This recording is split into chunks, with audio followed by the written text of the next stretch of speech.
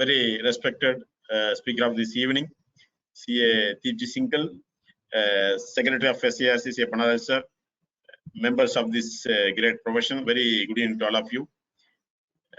Dear members, our profession is facing a lot of challenges with relating to the traditional audits like the tax audit, bank audit, even to some extent for company audit.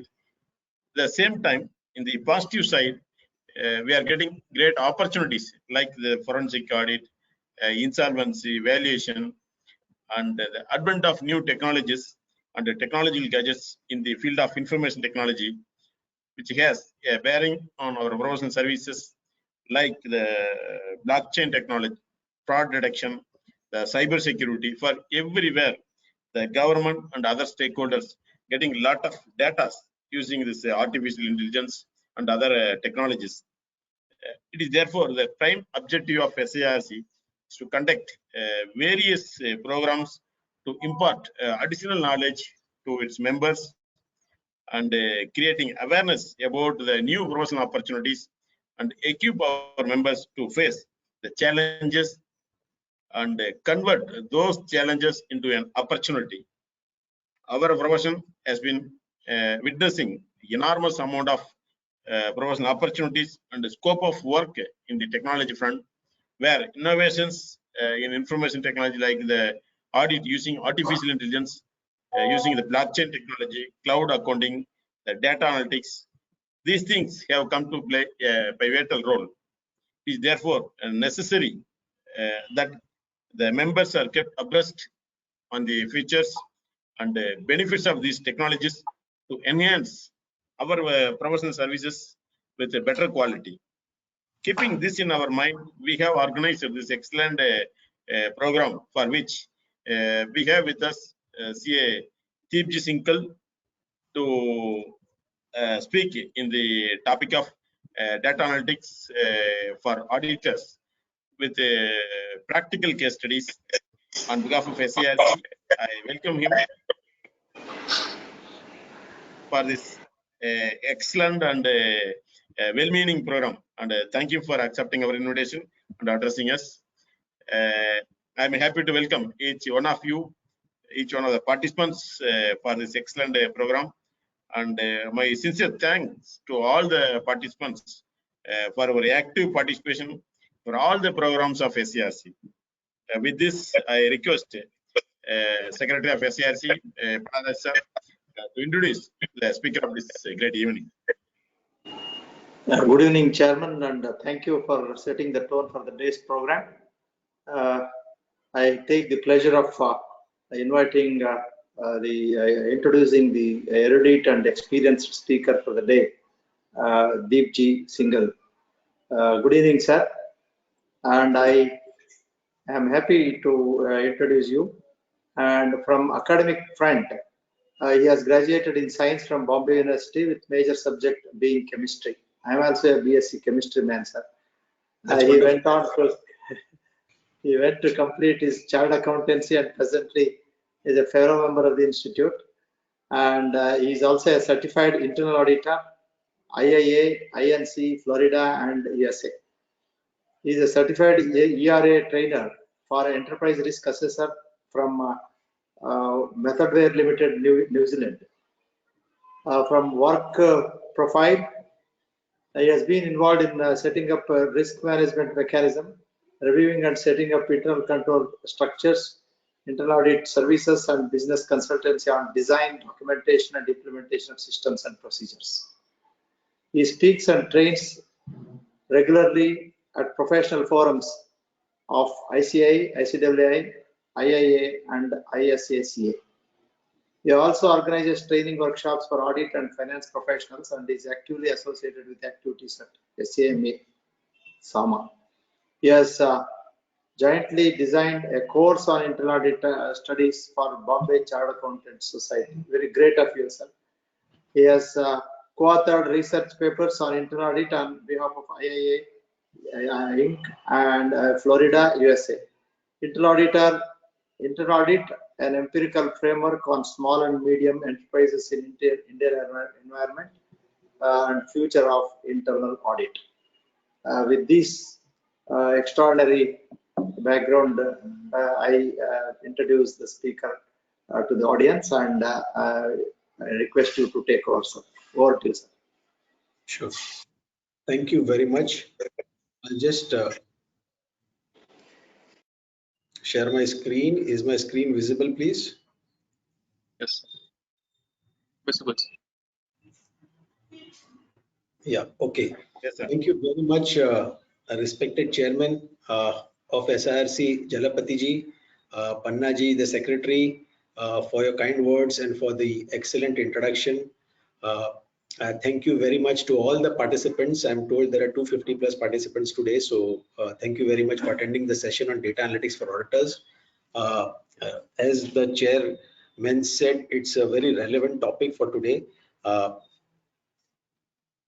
When I'm going to speak on data analytics for auditors, it's a very big canvas which is there. You can actually speak on it for days together, but we have to do it in 2.5 hours. So this is what I've planned. First is whenever I'm speaking about an internal auditor or external auditor, in terms of data analytics for auditors, it is relevant to all auditors. Like, irrespective of whether we are talking about an internal auditor or a statutory auditor, data analytics, the principles would be relevant for all the auditors, even persons who carry out, even professionals who carry out reviews other than external audit and internal audit. Because today with digitization, with the extent of digitization which is there, and also in the last 1 year, what the pandemic has shown us is that you can work from home, you can work from anywhere, you can do remote working, because technology is available at a very small cost to everyone. So technology has brought us together, and that is helping us to, as auditors, we can take advantage of technology to deliver to our clients. The chairman rightly pointed out that there are challenges for the profession in terms of traditional practice, which may be threatened because of technology or because of the threshold limit for tax audit being raised, etc. But at the same time, new avenues have opened out in terms of GST audit, in terms of forensic accounting and audits, investigations, in terms of more value addition for internal auditors. So using analytics tools, using workflow technology, using technology for auditors per se. Today's topic is data analytics, but using technology for delivering to clients would propel or would empower the auditors, whether internal or external, to do better, to save cost, to be more efficient, to be more effective, and of course raise your fee levels, save on manpower costs, etc. So I think we'll see that. What I have done today is that we will introduce, I'll just go through a few warm-up slides on data analytics for auditors. Initially, we'll talk about data-driven internal audit, how it is possible, what is the framework, how auditors work. There, as I go through the slides, which is a structure which I formed, I'll go on talking about our practical cases which we have seen in the field, and also knowledge which has been taken in from internal auditors in industry, other leading firms of chartered accountants where statutory auditors are working, and how they have been using technology or analytics to do work. So the case studies, and also our own firm, how we are using analytics for audit, internal audit. So we will share those. I'll just go through some case studies and go on talking about how it has been relevant to us in terms of efficiency and effectiveness, share those case studies. Then I think a very important topic is I'll take the procurement cycle, which is relevant for everyone, whether you are in a manufacturing sector, whether you're in a government sector, private sector, or whether you're in a service industry. Procurement forms a large part of the purchase for an organization, for an NGO, for a private sector organization, for a government organization, and how an auditor can look at various case studies, how can they look at data analytics from the point of view of procurement, and how they can benefit the client. So we'll look at, I'll just go through the cases or practical objectives in terms of procurement cycle. We'll talk about operational auditing, and then at the end, I have kept specifically 15-20 minutes to talk about fraud analytics, because when we there has been a lot of regulation on fraud prevention and fraud detection, and even the institute has come out with forensic accounting and investment investigation standards, FAIS.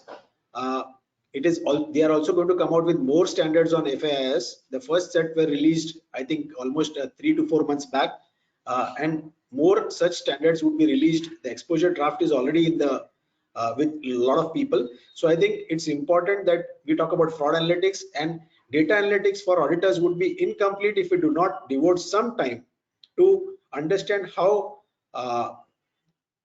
analytics can be used for detecting or preventing frauds or identifying red flags, so that the management can benefit.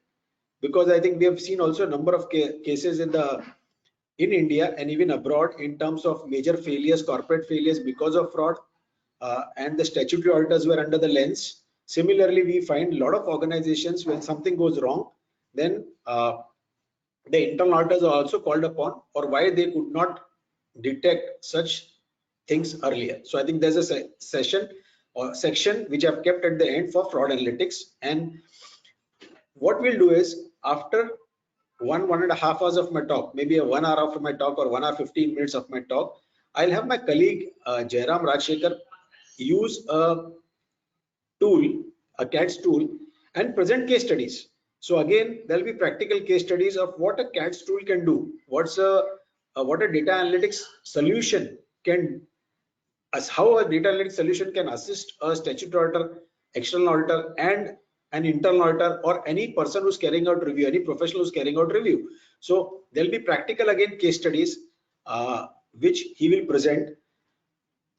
Each professional who is a participant today is free to use any solution. You may use Excel, you may use IDEA, you may use ACL, you may use Alteryx, you may use Python, you may use Power BI, SQL, whatever you're comfortable with.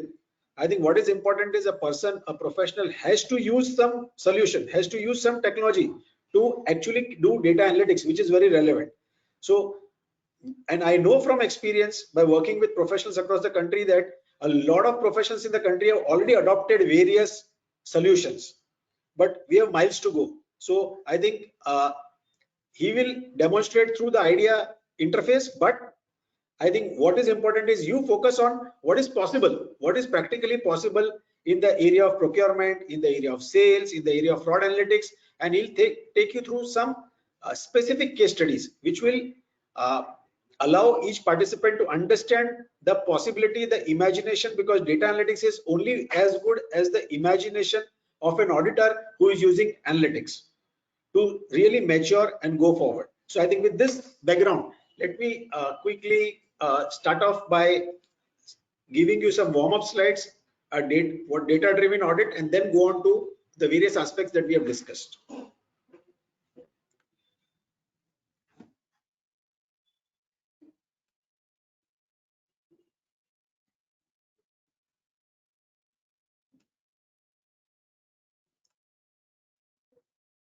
Okay, now I think we all know that the global business environment is changing rapidly, and we have a prediction that there'll be a lot of data explosion in the world, and data affects all the businesses. Nothing is untouched by data. So I think what is important for auditors is embrace and adopt these new technologies. So as I said, you may adopt any technology, any solution, but it is imperative, it is important that an auditor embraces, starts adopting technology. If you adopted technology, then you start going up the maturity curve, maturity cycle, in trying to imbibe more and more new technology which is coming in the market, which is available to auditors to use, and start using them for the benefit of your clients. Number two is train audit staff on technology tools. I think that's important. That again, I think one of the key aspects when we go across and talk to people is training, because you may embrace and adopt a technology, but who's going to use it? The question is, do we employ a data scientist? Do we employ or do we ask our professionals or our article trainees or our semi-qualifieds or our qualified people to start using technology tools? So I think there's no clear-cut answer in the market. We find that in the marketplace, different firms behave differently. So, and different internal departments or the statute firms carrying out statute audit behave differently. Some of them have got a centralized cell which carries out, which trains their staff, have got data scientists in the centralized cell, and they use technology tools and deliver to the organization. Some of them train different teams of people across, and then they use technology tools. So there's no clear-cut answer, but what is important, what is coming out very clearly is training of audit staff on technology tools and moving from traditional processes, manual processes, to using automated processes. I think that's what has that's come out very clearly. So these are three things: embrace new technology, train audit staff, move from traditional manual processes to automated processes, because the age of data is upon us.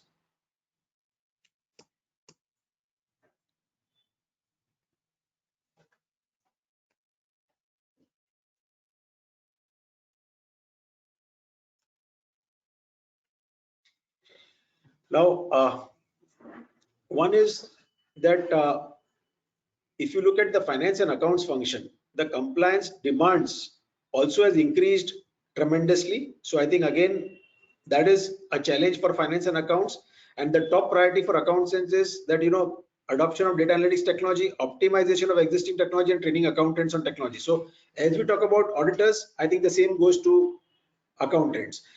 Here, let me tell you that if we go out to business today, the businesses are already using a 4th generation tools or 3rd generation tools, 3rd generation tools, or a 5th generation tools.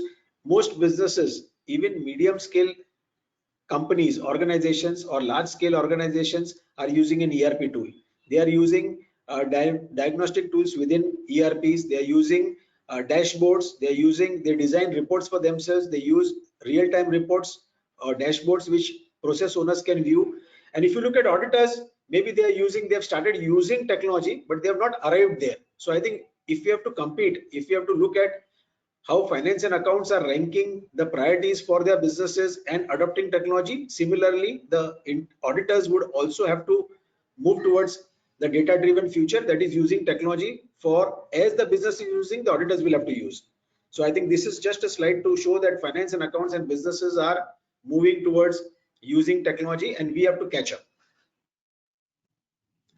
Now, this is a snapshot of the process for a data-driven analysis. So risk-based data-driven analysis. Now, at the underlying of all this, I would say is robotic process automation, robotic and cognitive process automation, real-time analytics, artificial intelligence, or at the beginning, I could say just basic analytics. So I think how it all starts is you have data capture, which is collect and synthesize your data. You have data enrichment. Once you have captured the data, the source could be a SAP process, it could be Tele package, it could be Oracle database, it could be a application system in payroll, from where maybe Ramco systems or any other system where you capture data. So you collect and synthesize data. You collect that by using a solution, any solution which works, or a ETL which allows you to extract data from application system.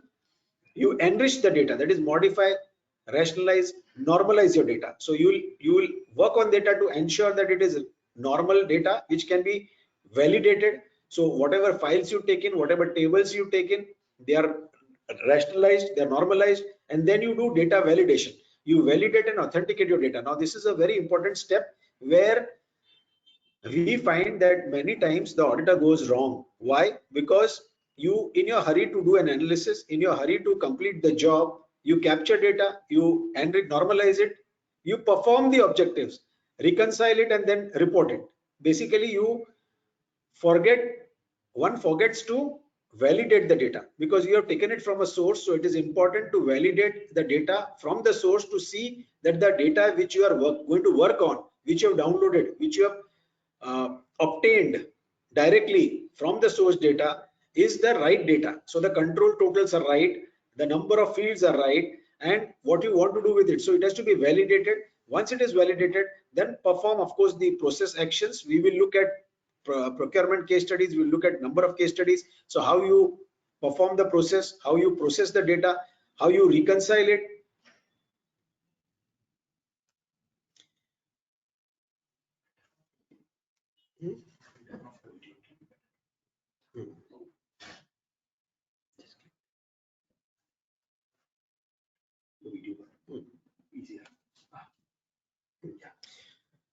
So you analyze and report it. So you reconcile your data and then analyze and report it. I just switched off my video so that there'll be better bandwidth from my end and I can speak. All of you are able to hear me. I think the chairman. Sir, we can hear you, sir. Okay. So you analyze and report the data, which is reliable, accurate, timely analysis and reporting. So now I think we are moving towards a data-driven analysis. Now I'll just step back and give you a practical case study. This looks theoretical. Now let's look at a practical case study. We go out to do an audit, internal audit for an engineering company, or we go out to do an internal audit for a pharmaceutical company. As an outsourced CA firm, what do? Earlier, we used to send a 2-member team, maybe 1 chartered accountant, 1 semi-qualified, and it's a quarterly audit. It's a 300 crore company or a 400 crore company, and then you go there. Maybe we go from Bombay to Baroda, or we go to Bombay to Delhi, and we say, okay, there's a plant there, and we go there, and this time we have to do a procurement audit, or maybe a next cycle we do a production audit. The third cycle, maybe you look at a payroll audit along with HR. So what you used to do earlier is you used to send the team. We had a set of objectives. You had an audit checklist. You follow the standards of ICAI. You follow the IAI standards. And then you spend 2 weeks or 3 weeks collecting data, normalizing your data, going through all the Excel sheets, going through all the ERP programs which is there, the reports which are there, contained therein, doing some physical verification, talking to people, walkthroughs, interviews. You validate your data, do a process, perform your objectives. So you had a list of objectives and you do a checklist and perform the audit, reconcile it and maybe report it. And then you send out a draft report and report it. And how has that changed? How has that changed over the last 3, 4 years, 5 years? How has that changed? That happened before the pandemic. How did that change? We found that our raw material is people, right? So why do you want to spend 3 weeks in the field when you can spend 2 weeks or 10 days in the field doing the same work with the same efficiency and same effectiveness? So how do you do it? Many private sector clients allowed us to have a VPN or a direct access to their data where we could actually access their SAP systems, a Navision system, or any ERP which they had, and we could download the files from their data, from their system directly. We could then do the analysis, run analytics over the data.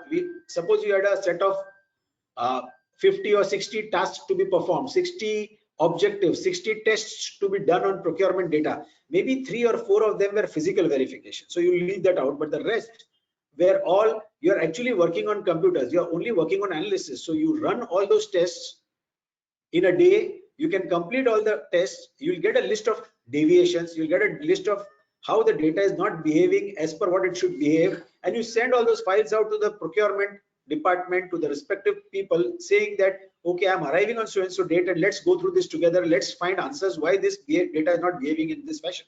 So when you land up there, you have already completed a week's task in your office in a day because you are using a data analytics solution and because you have done all those things and you're better prepared to understand the data and when you land up there. So you can go a step further in doing better audit when you are there in the field in that factory to do production audit or a procurement audit or a payroll audit, because you have a list of deviations, and when you have analyzed the data, you have analyzed 1 year's full data, you have done maybe 2 years analysis, you have not restricted yourself to sample data because of digitization, because of tools, because of the data in a computerized form, digitized form. It is possible to fully analyze the data for a year or 2 years or whatever universe you have, rather than doing a sample test. So I think with that, you go with that, work on that. So what is happening is your cycle is reduced. So it is bringing efficiency to your firm. Number 2, you are more effective because you are analyzing the full universe and you are running all your tests together. Now the same, if you look at a procurement data, if you look at some of the tests which you run, most of the tests which are being carried out are generic tests.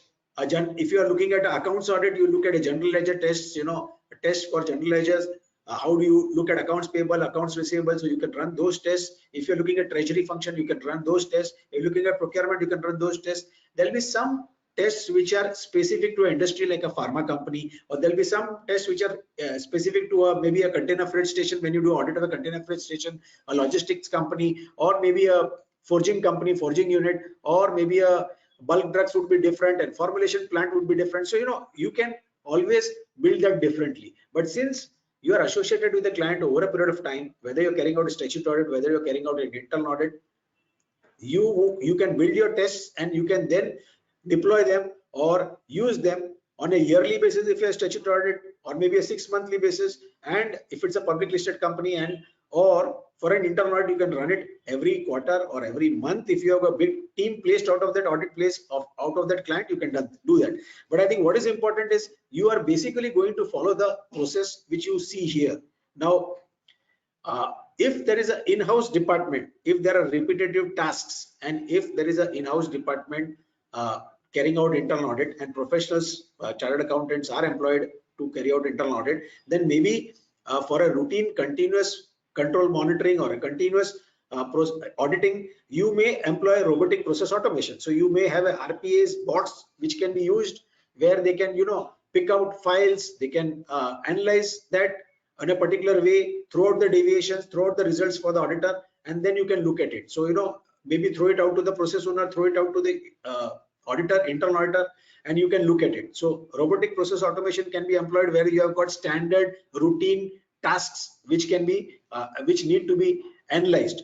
I can give an example that you have millions or hundreds of invoices in accounts payable department. You want to ensure that there's no duplication in the payouts, there are no duplicate invoices which are being paid out. So you can just employ bots, or you can employ a RPA process where the invoices the PDF file can be converted into a structured database. From that database you can compare, you can analyze, you can drill down, and then you can throw out the results which come out. So just an example, but basically just stepping back and talking about data driven audits, this is how data analytics can be used by auditors. Now this is at a very broad level I talked about. Now again, this is the earlier slide which was there has been presented a little differently here, but the essence remains the same.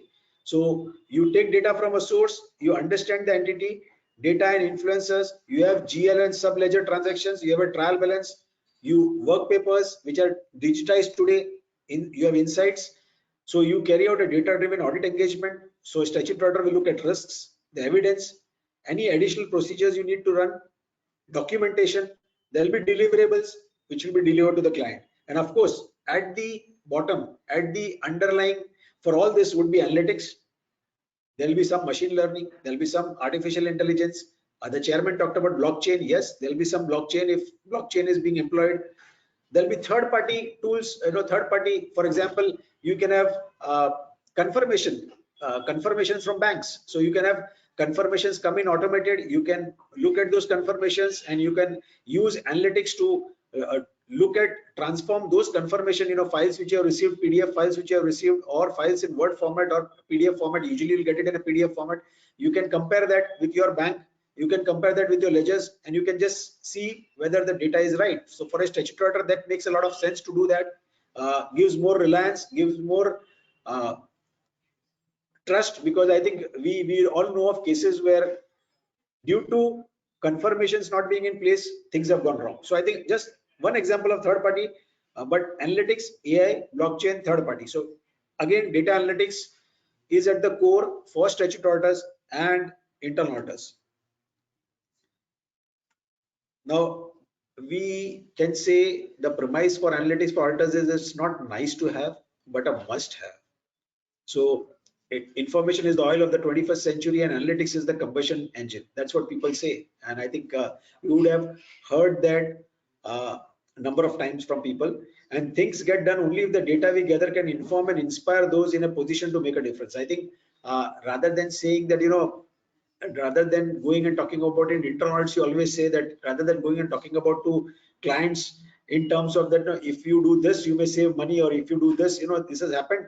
If you talk in terms of data, what has happened, what can happen in future, it will make a difference to what you are saying. It will make a difference to your position. The goal is to turn data into information and information into insight. So I think we are talking about operational environment, collection, data, processing, exploitation, information, analytics, and production intelligence. Again, this on the left side, we see the funnel which is there from operating environment to intelligence is the same which we have presented differently in the first two slides. Basically what we are saying is analytics for auditors, important. Now, there are strategic business decisions which can be helped by analytics. It will make a sense of a lot of uncertain business events, and it allows analytics, data analytics allows, it helps you to take on problems head on. They demystify a lot of things and not only treat the symptoms, the streamlined processes, analytics structure decision making within the processes, and it is anticipating game-changing risk. Analytics provide a compelling early warning mechanism. So I think there are numbers of case studies which come to my mind in terms of whether it is a strategic decision making or it is a process issue.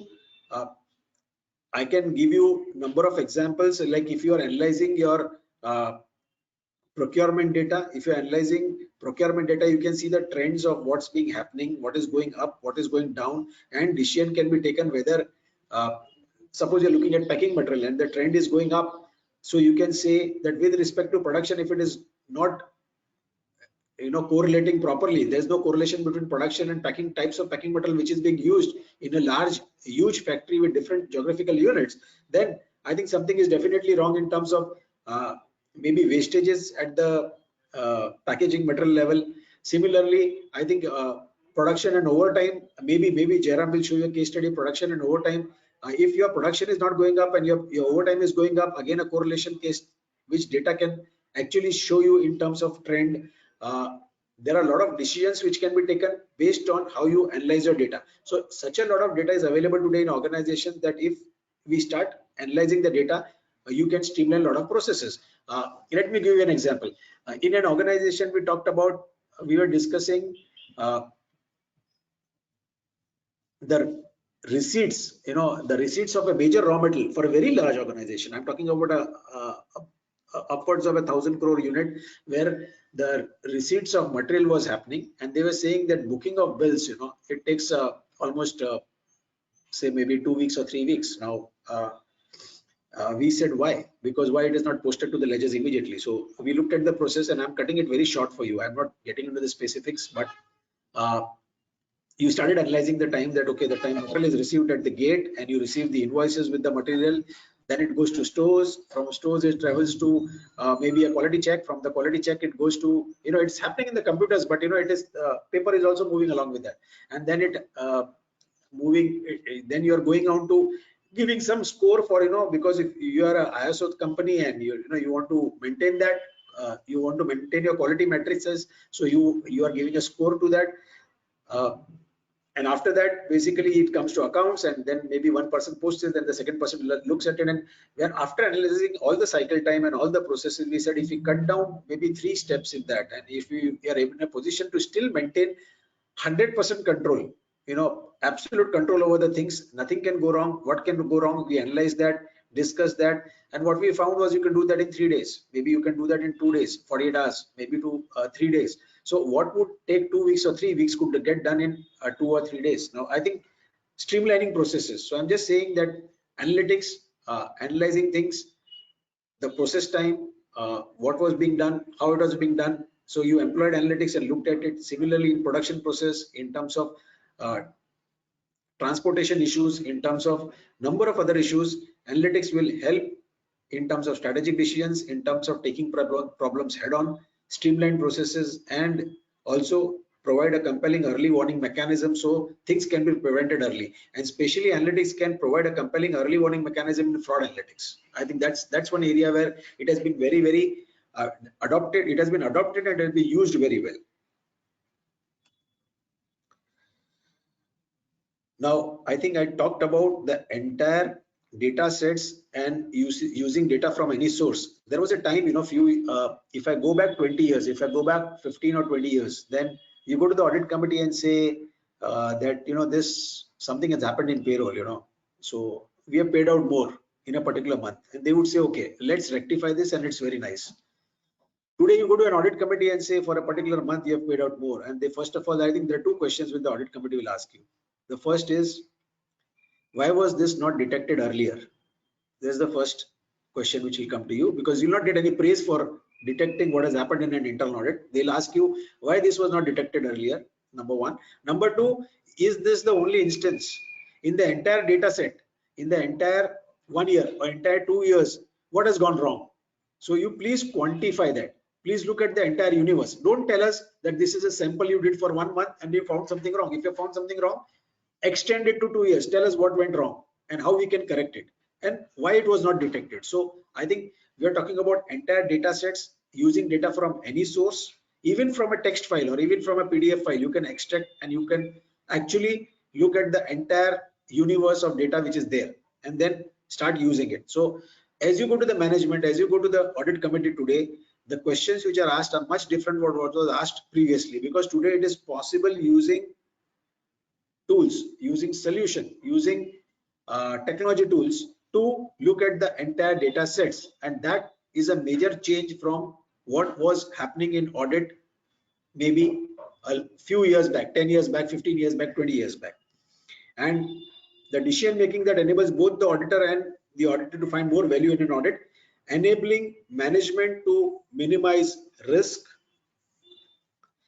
simplify engagements by bringing automated testing into established audit workflows and providing useful reports. Now I think that's again a very important thing which is happening. Now the next slide is also with respect to testing. We are talking about in-depth review of process generated data rather than traditional sample checks, which is ineffective and inefficient. So I've talked about it that today the business or the audit committee is not going to appreciate any sample test check. They are going to talk about the review of the entire data, ability to reveal surprises and insights which the client management never knew about, true value add, and possibility to go beyond controls and focus on cost saving and revenue maximization. Now the statutory auditor is of course doing a job in terms of the statute, but for an internal auditor today, people are talking about going beyond controls. Of course you have to focus on controls, but the main brownie points you will score is only if you focus on cost saving and revenue maximization. Today the management may ask you that how much cost has been saved in the year. I think it may not be fair to an auditor. This is not a forum for me to discuss whether it is fair to an auditor or not. The practical ground reality in the country and even abroad, when you go out to do audit in maybe North America or maybe in Australia or New Zealand or any other places, South Africa, you will find that people will always, for an internal audit, they'll always talk about, of course, you have looked at the assurance, you have looked at the control lapses, you have looked at how we can strengthen controls, but the focus is in this particular process, in this particular area which you have looked at as an internal auditor, what are the cost savings and how can revenue be maximized? So I think that's the focus of business today. In one of the books which I interviewed around, along with my partner Manish Pipale, we interviewed around 14 chief internal auditors in industry, I think 2 or 3 years back, and marquee companies, top companies in the country. It's a book published by Walter Kluwer's. It's leading chief, learnings from the leading chief audit executives, chief internal auditors in industry. Now, I think that's, so there I am, since it's public knowledge, I'm talking about it. Otherwise, I have not talked about it. One of the companies, major companies, marquee companies, chief internal auditors clearly said in that book that, the chairman is very clear that if X is being spent on the internal department, you need at least 3X revenue back in terms of cost savings and revenue maximization, mapped to the profit and loss account, not just putting it in reports, but actually mapped to the profit and loss account at the end of the year. So I think that's how businesses are talking about when they talk to internal auditors in terms of focus on cost savings and revenue maximization, and that will be possible if we are looking at the entire universe and using solutions where using data analytics. Now, concurrent use of data analytics in audit significantly reduces compliance costs. I think that helps a lot. I can give you a case study here.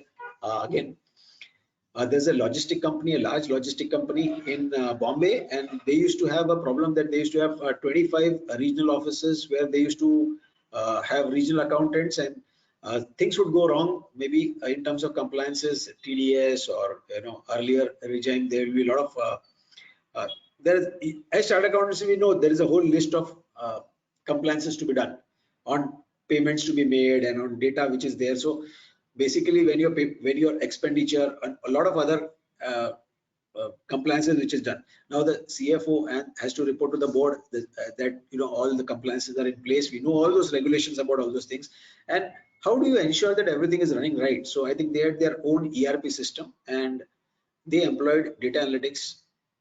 They asked their auditor to employ data analytics, and the data auditor helped out in terms of first setting it up, and then it was passed on to business. So the data analytics was employed to actually query the data. So whatever data was generated during the day, there was hundreds of invoices generated during the day at different centers, and you query that invoices in the night. You set up the solution in such a fashion that they query the analytics, they query the data in the night, and generate any exceptions which are observed, are generated and sent out to the respective regional accountant with the CC to the CFO secretary. So what happened was that they started employing analytics to look at the data and say everything is going right. So that reduced the compliance cost at the end of the year. You could satisfy the statutory auditor by showing to the statutory auditor that this is the method employed, these are the objectives, this is how the algorithm has been built into the tool, so that you can also reduce your test check and be compliant with the audit that you carry out. You be satisfied with the audit that you carry out. Similarly, the internal in-house department which was there did a wonderful job in doing this and then handing it over to the CFO secretariat.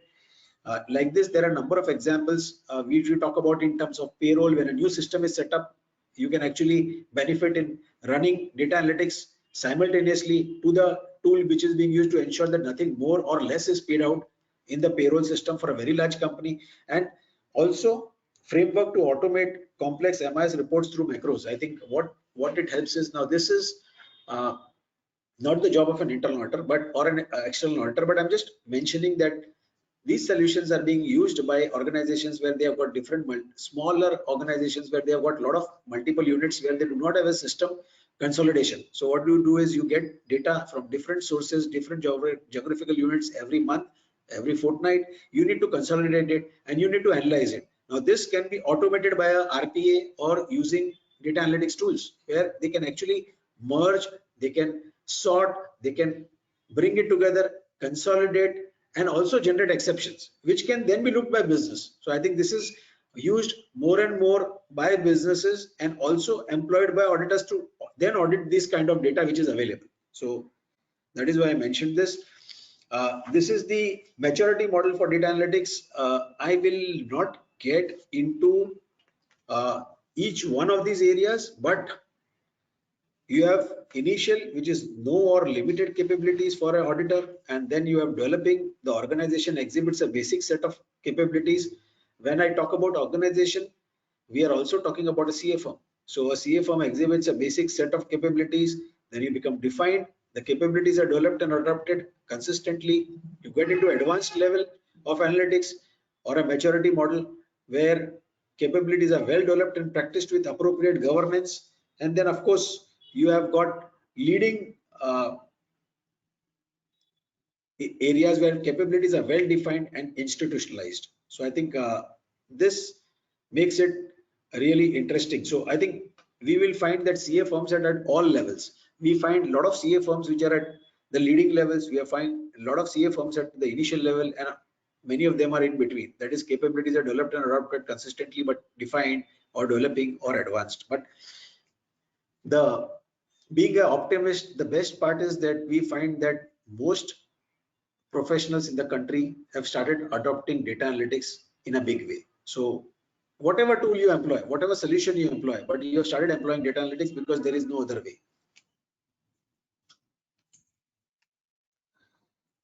Now, what are the key functionalities in data analytics? Of course, when you see the practical examples which will be demonstrated by my colleague, by my team member Jairam, you can see a lot of examples. So I'll not get too much into this, but of course you can filter and extract where you can get a quick exception identification reporting. You can categorize and profile a dynamic MIS representation. You can merge, match, and reconcile. So seamless reconciliation for improved compliance monitoring. I think a lot of firms, a lot of CAs, a lot of organizations in the initial period of GST, we found they were using a lot of analytical tools to merge, match, reconcile, and look at the GST data and how they can match the data and so on. Sample, of course, as a statutory auditor, if you need to, instead of looking at the entire universe, you really need to do a sample.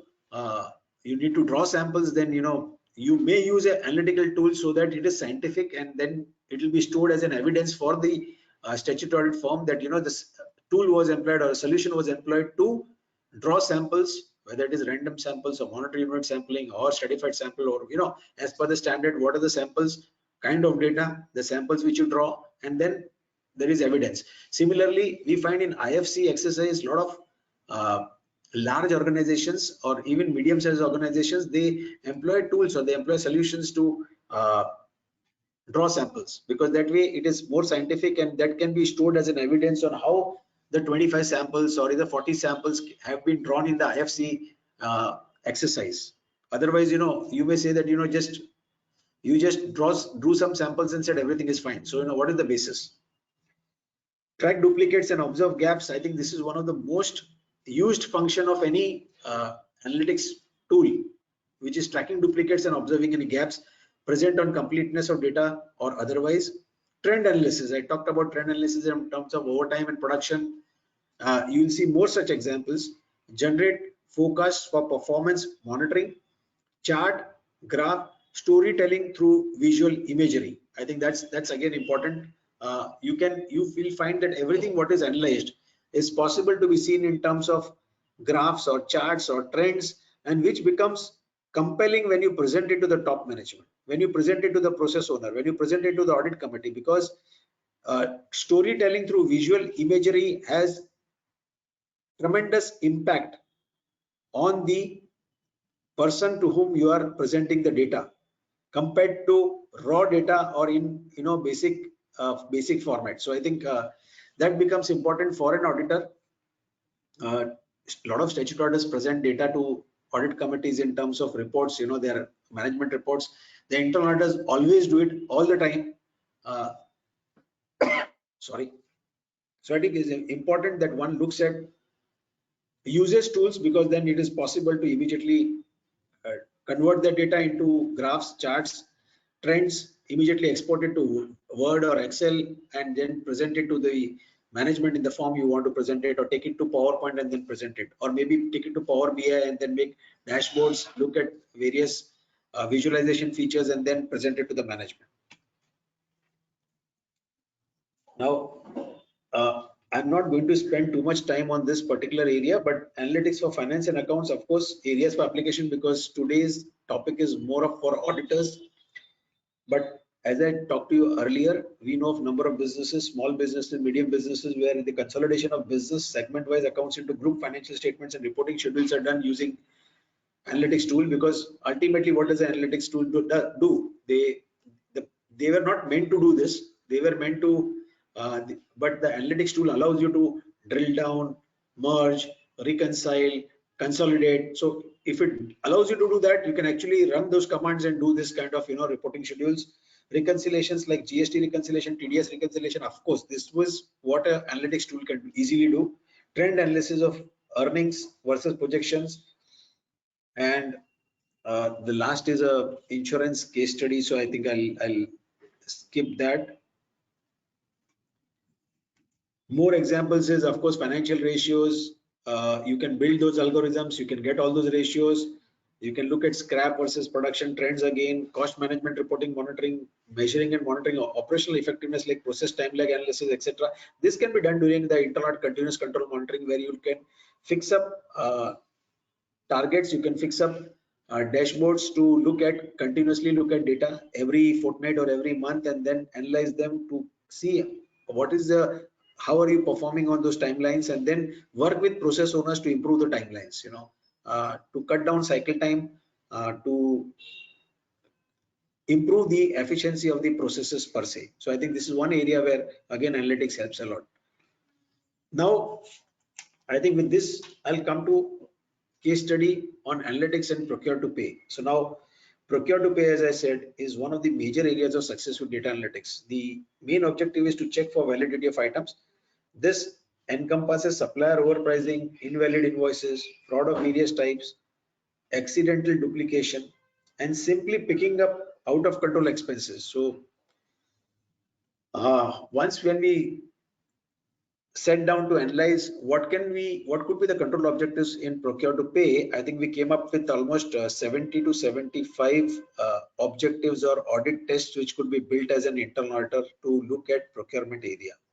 Now the auditor can look at those, or the auditor can look at some of those, streamline those through continuous control monitoring or through analytics, present it to the process owners and get them to look at the data themselves over a period of time so that they improve, and the auditor moves on to other areas for analysis and to add value to the organization per se. Now I'll go through some of the illustrative tests, audit tests, analytic tests for visualization or exception identification which can be taken up for audit by an internal auditor, and or even if a statutory auditor want to run some of these tests, they can run it. But I think mainly this will be from the internal point of view or a review point of view. So analyze purchase or payments by value brands and identify unusual trends. Test for splitting particularly below threshold authority limits. I think I'll ask my team member to show you how a solution can be used to build this into a algorithm and then use it. Summarize by type of payment, regular supplier, one-time supplier. Analyze by period to determine seasonal fluctuations. Analyze late shipments for impact on jobs, projects or sales orders due. Reconcile orders received to purchase order to identify shipments not ordered. I think that may happen we have seen that happening in very large organizations. Report on purchasing performance by location. So you look at the metrics in terms of how is the purchasing performing from end to raising a purchase order to receipt of material to material being paid out. So you analyze the performance of the purchase department, the first three elements, by doing a cycle time for different locations and seeing how does it work. Summarize item delivery quantity and compare vendor performance. Compare accrued payables to received items to reconcile to general ledger. I think this is one thing which is very important. Check for continued purchases despite high rate of return, rejections or credits. We have seen this happening in number of companies, and I think this is an indicator for fraud analytics also, because you continue to purchase despite a high rate of return, rejection or credits. Especially in FMCG, it's very important area which is looked upon. Even in automobile industry, where they have a lot of parts being purchased, by automobile companies, I think it becomes a very important test to be run. Then we have got track scheduled receipt dates versus actual receipt dates. Of course, identify price increases greater than acceptable percentages. So you may put in a filter and say anything bought, any price changes during the year for this particular item code, for all the location codes, different factories or head office, where the price change by different vendors for the same item code was more than 5%, or maybe more than 2.5%, or maybe more than 10%. So you decide the threshold depending on the industry, depending on the item, depending on what is being bought, and then identify those price increases and then look at it, what's happening. I think there'll be some test ahead, but one other test which comes to my mind is that you're purchasing material at different rates. The same item is being purchased by different vendors at different rates in different units, or maybe by the same item code from the same vendor, but at different locations you're purchasing at different rates. We have come across that also in our internal audit. So I think that becomes an important test, because then the management can work on it and normalize it, ensure that it is bought at the same rate, at the right rate at all the units. So you have find invoices for more than one purchase order authorization. You will say isolate and extract pricing and receipt quantity variations by vendor and purchase order. Filter out multiple invoices just under approval cutoff levels. Of course, we talked about, we always talk about invoice payments on weekends or public holidays, high value items being bought from a single vendor. You just want to analyze it maybe and say whether it is possible to broad base the vendor. If it is not a monopoly item or if it is not a proprietary item, maybe you would like to broad base it. So maybe go through it. Aging analysis of open orders beyond a specified number of months. Changes to orders in terms of quantity and unit price after receipt of material. I think people will say that you can put this in SAP, but we have seen that number of organizations in SAP itself, you can do that if you have not put the validation checks within SAP. So when we're talking about all these tests, you will find that many of them, or maybe few of them, can be actually built into the ERP, whether it is SAP or Oracle or Navision. But have we done that? So that could also be a point for an auditor to look at, but you can run analytics to look at whether these things are happening. Orders raised after receipt of material and or after receipt of suppliers bills, sequential orders raised on suspect vendors and backdating of orders. So as I told you, there are so many things you can run on Procure to Pay, and you can actually take the data, run it up in your office, or maybe the first day when you land up in, if some organizations are not willing to share data with you, they say you have to come to a premises and you have to work in that premises.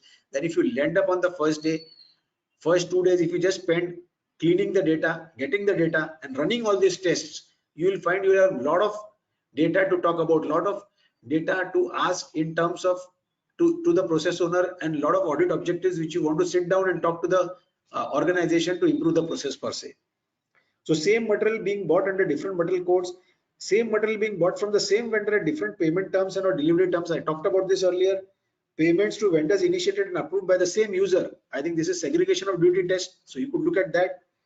Same vendor having multiple vendor codes, of which one or more codes have debit balances, while the other code are receiving bill-based payments without adjusting the on-account advance. This is also, we have seen that in organizations. Duplicate bill payments to a vendor against the same invoice and order, exact match on invoice. You can even run fuzzy logic. You can run fuzzy logic to see whether different vendors, how vendors are paid. So we can look at a case study on that. Duplicate bill payments to a vendor against the same invoice and order, near match on invoice. So fuzzy pattern based match. Material bought at a higher price from a vendor when there is an open order within the system for the same material pending delivery at a lower price. You will say it is not possible, but we have seen that happening. Very large organization, you buy a huge quantity of material every day, and you will find that there are multiple purchase orders being open. So you keep buying at a higher price and you miss out the lower one. And over a period of time, maybe the lower one will get closed. So you'll have to analyze what's happening, and you can analyze that using analytics.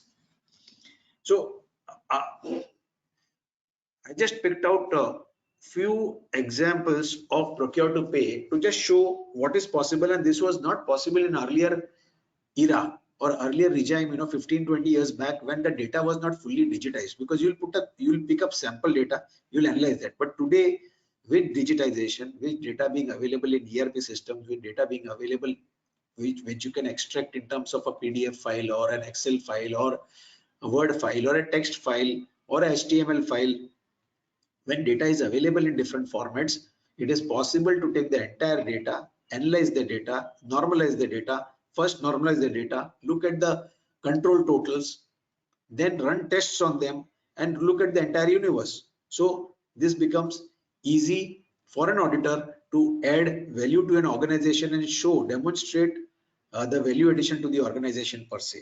Work with the process owners to make it happen. Other than when you find an integrity issue which has to be reported to the top management, where there is a forensic angle to the entire process, I think it is very easy. It is very easy, and it is also required for the internal auditor or the statutory auditor to work with the process owners, because that's how you will deliver a lot of value.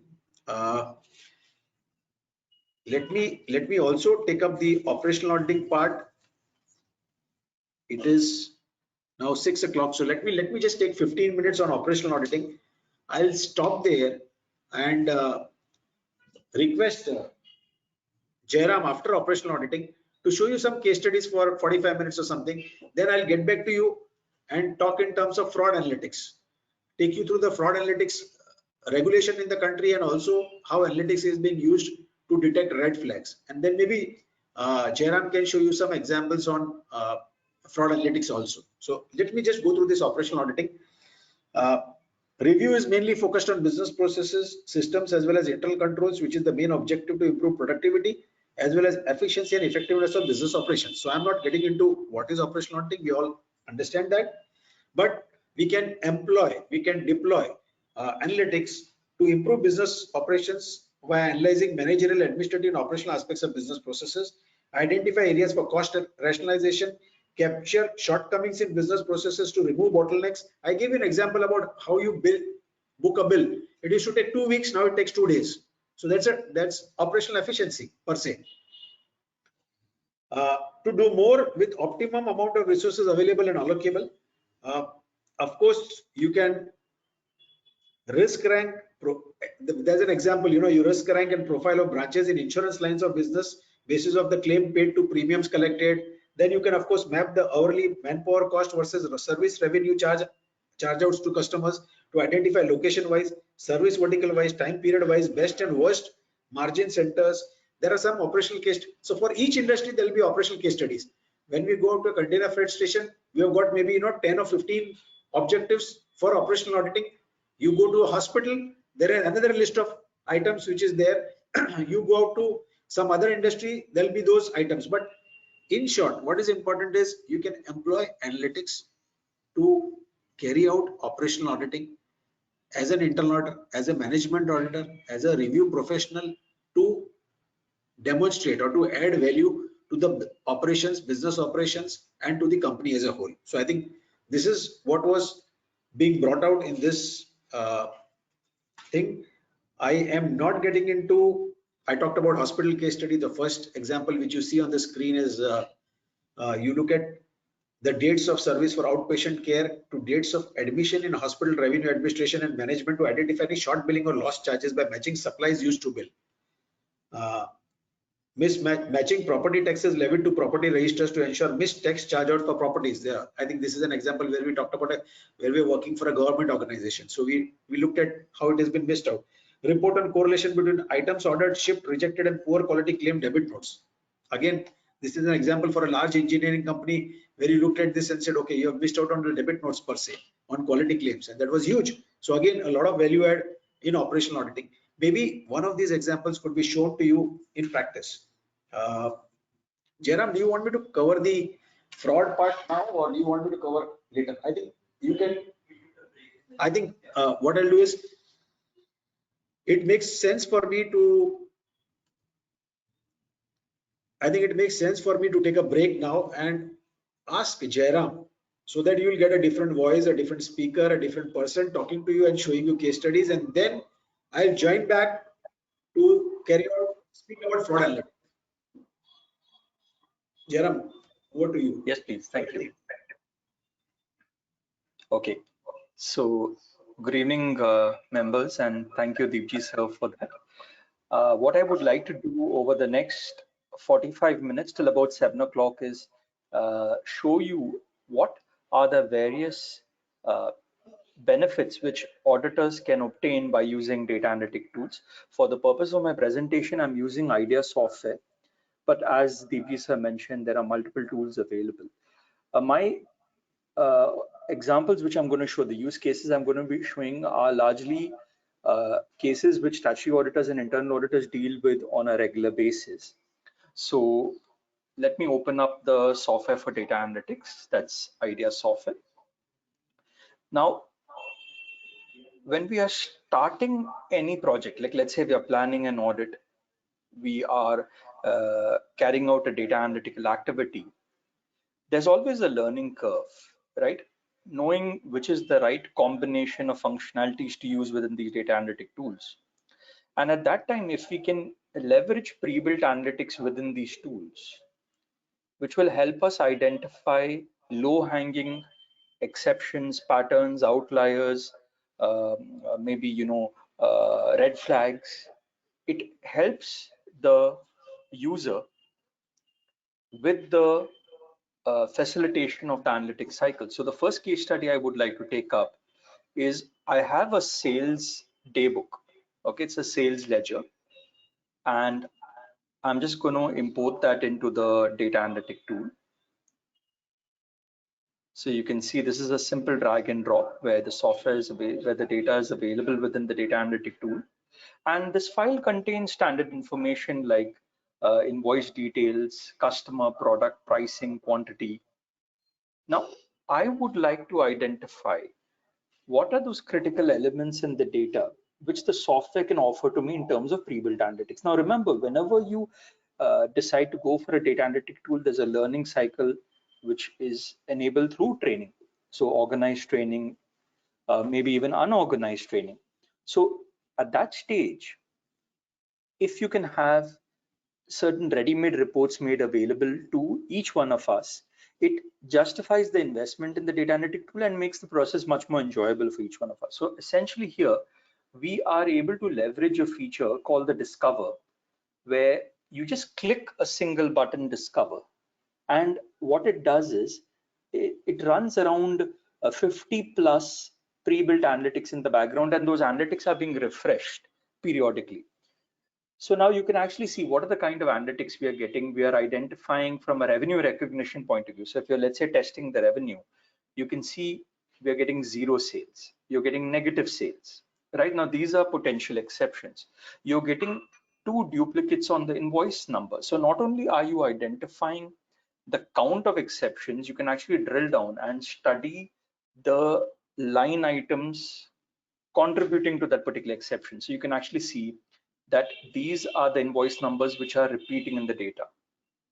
So now, rather than starting from bottom and then going to the top, you start from the top, drill down and work your way to those line items in the data which matter, which are exceptions. What is also nice is you get a lot of, as Mr. Deepjee mentioned, you get a lot of valuable visual pictorial representations and dashboards on the data. So if you actually look at the first dashboard, you can actually see it's automatically profiled the data. It's done an ABC analysis, and it is telling me that while most of my sales in this particular data set are between 0 and 9,000, there are certain sales which are above 9,000, and these are my high value sales, or these what we typically would call outliers. Now, how has it identified 9,000? It's actually done a Z-score test within the data, and it's identified that your average sales bound up to 9,000. So anything above that is categorized as a high value outline. You can see it colors it up. So you can actually click on that, and a very, very useful representation for sampling. So it's immediately showing you the high value entries, and this itself can be used as your starting point to carry out an audit of the sales vouchers. What is also nice is, if you're not using it for auditing and you're using it as an MIS tool, you can leverage these very same dashboards from an MIS point of view. So if you look at the second dashboard, it's showing me that Depot 108 has the highest concentration of sales. You can see that. Now, if I want to change the dimension, I want to change the MIS structure and the report, I just have to go into the settings, and I can very easily change it to customer based sales, or I can change it to, let's say, product based sales. So it shows me which is my top product. And now you can see product code 06 is the top selling product in the data. So please remember, the reason I've started with a feature called Discover is because it propels you further in your analytics. It helps you identify the low hanging fruit. And trust me, being someone who's used analytics for now over 2 decades, it's always good to get those early wins and then gradually move into more specific reports. Now I'll move in with some other use cases which will interest each one of you. Let's say I have, I'm sure many members online are doing bank audits. Now I have a loan report from a bank where I would like to identify accounts which may turn irregular. In other words, I want to know accounts, loan accounts, where the outstanding balance on the loan account is exceeding the limit. So now if you see this loan report, one of the USP of these data analytic tools is your data can be in any format. So for those of you who do concurrent audits, internal audits, even statutory audits for banks, you'll agree with me, a lot of banks give the loan reports in the form of report files, something like what you see here. Now, the first challenge we all encounter or wish to overcome is how do we structure this data out? This data is quite unstructured. It's in the form of a text file. It's unformatted. It's not symmetrical. I need to structure it out and then identify loans which are going to turn irregular. So what I can do is, leaving aside all there are close to 31, 32 fields in this loan report, which I don't need. I can just focus on those data points which are critical to my review. So for example, I am going to take, let's say, the account number of the borrower. So that is the first field, account number of the borrower. Then I'm going to take the rate of interest, just for the sake of knowing what is the interest rate for that particular activity. I also take the limit. I take the DP. Okay. DP, as you all know, is the drawing power if it's a working capital loan, and I take the outstanding amount. Yeah, I'll try my best in my session to give you examples from different industries also. Now, when you import this data or you try to extract and convert this data, it gets templated, which means it makes the activity repeatable, and you'll notice that your data is coming in a structured format. So this is one very big advantage that these data analytic tools have, because if you actually even look at a lot of the chartered accountants who work with, let's say, the economic offenses wing, or they work with the serious frauds office, they are regularly getting data like this, which is in unstructured formats. And the challenge is, how do we structure out the data first? So you have a feature within the tool, which even Mr. Deepjee mentioned about, that's preparing the data for analytics. That's very critical. Many a times, a lot of time is invested doing it in Excel, which is not warranted. Here, you have a ready tool which will prepare the data for analytics. Now, once I have the data here, all I need to do is put in a simple condition where I say the amount is greater than the lesser of the limit or the DP. So conditions like this make the process of gathering the exception or identifying the exception very, very convenient. It's very seamless. And I have taken a file with only about say 12 records, but imagine if you do it on thousands or millions of line items. Just see how quickly, within a matter of few seconds, you are able to get the exception. See that? Can you see that? These are the exceptions. Moving on, I'd like to make the most of my time, so give you maximum examples. Now, one case study which Mr. Deepjee covered was regarding procurement. So let me take some procurement data. Now, this is a procurement dump from SAP, where for all the members who work with SAP, you'll notice the familiarity with the fields. You have the purchase order number, location, pricing, material, vendor, uh, who has released the purchase order, quantity, all of those details are available in the data. Now, a very big advantage which I would like to mention here is, there is a point which your client may make to you. We are giving you confidential data. What is the assurance you will not change the data? And this is something I would like to mention at this stage. These tools ensure that the underlying data which is provided to you cannot be altered at all. They are completely alter proof. The data cannot be edited. Another very big advantage is there are audit trails available within the software. There are audit trails available in the software which will ensure that every single task we perform is getting logged. So if I do a duplicate, if I do a sampling, if I do any lookup between two files, everything is getting documented. Now, in this particular activity, what I would like to check for, cost rationalization. Okay, so if I go back to my first activity on the sales ledger, we looked at how we can leverage pre-built analytics. In the second activity on the bank loan report, we looked at how we can identify exceptions of accounts which may turn irregular very soon. In the third activity, we want to see as auditors, how can we advise our client management on cost rationalization reporting within the tool. So what do we mean by cost rationalization? We are going beyond controls, we are going beyond red flags, and we're trying to see, has the commercial team bought material at a higher price when there are low price options available within existing vendors? So basically a price variance report.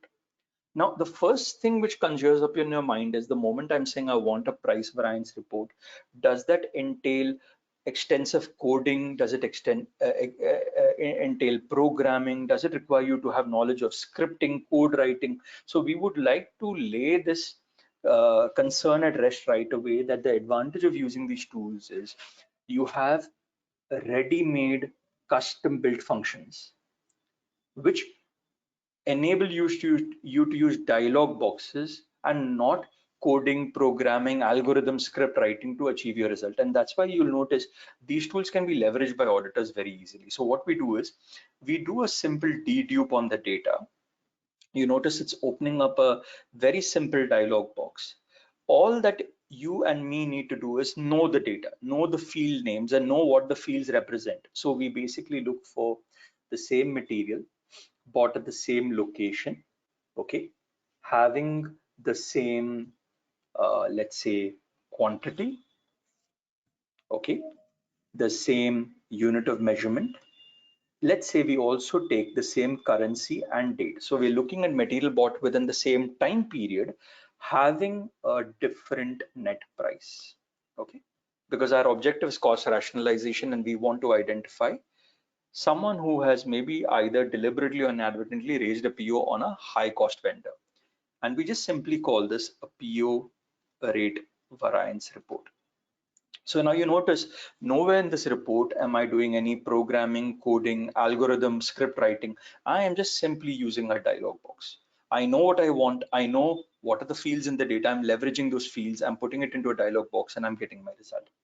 Now I click on OK, and you'll notice that out of this file of a few thousand procurement line items, I have got two cases where the material has been bought at the same location. And now you see many, and you all will relate to this, when you actually identify rate variance in a internal audit on procurement, the first thing the commercial manager will see, have you taken the quantity into account? The quantity bought here was 500 units, whereas here it's 50 units. Because I'm buying a lesser quantity, I have to pay a higher price. So what I have done is I have taken the same quantity. That way they cannot wiggle out by saying the quantity is different. So everything is the same, but look at the variance in the net price. Literally double. The PO was raised on a vendor for double the price. And now imagine what our client management wants from us in terms of value addition and internal auditing is savings, potential savings. Immediately you can multiply 50 into the difference there, and that itself is whatever, it's a 15 lakh, 20 lakh, it's a very big saving which you are getting in this particular case. So look at the kind of value which you are getting out of this report. Immense. Some more interesting activities, and if you have any questions based on what is demonstrated, you can pool them up with questions for Mr. Deepjee's presentation and we'll take them together. Now, let's say we are doing a ledger scrutiny, okay? Now in a ledger scrutiny, what is the normal tendency? The normal tendency is we tend to directly dive into the ledger, right? And we tend to look at those entries in the ledger which don't make sense, they don't add up, they seem exceptional, they seem unauthorized, right? So we tend to get into the details very, very quickly rather than looking at the top-down picture. So now what do I mean by the top-down picture? Let's say one part of ledger scrutiny is like an expenditure scrutiny, okay? And in an expenditure scrutiny, we want to do a trend analysis to identify, let's say that there are 10 items which are under selling expenses, 5 expense heads under production costs. So there are different expenses. Now what we would like to do is we would like to identify which expenses are trending on a higher side.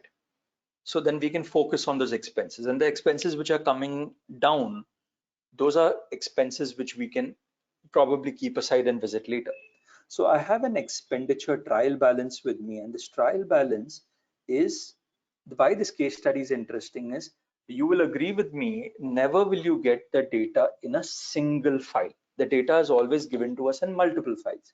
So if you see this trial balance, the data is in multiple ledgers for multiple accounting periods. So if you see the sheets there, there's April, May, June.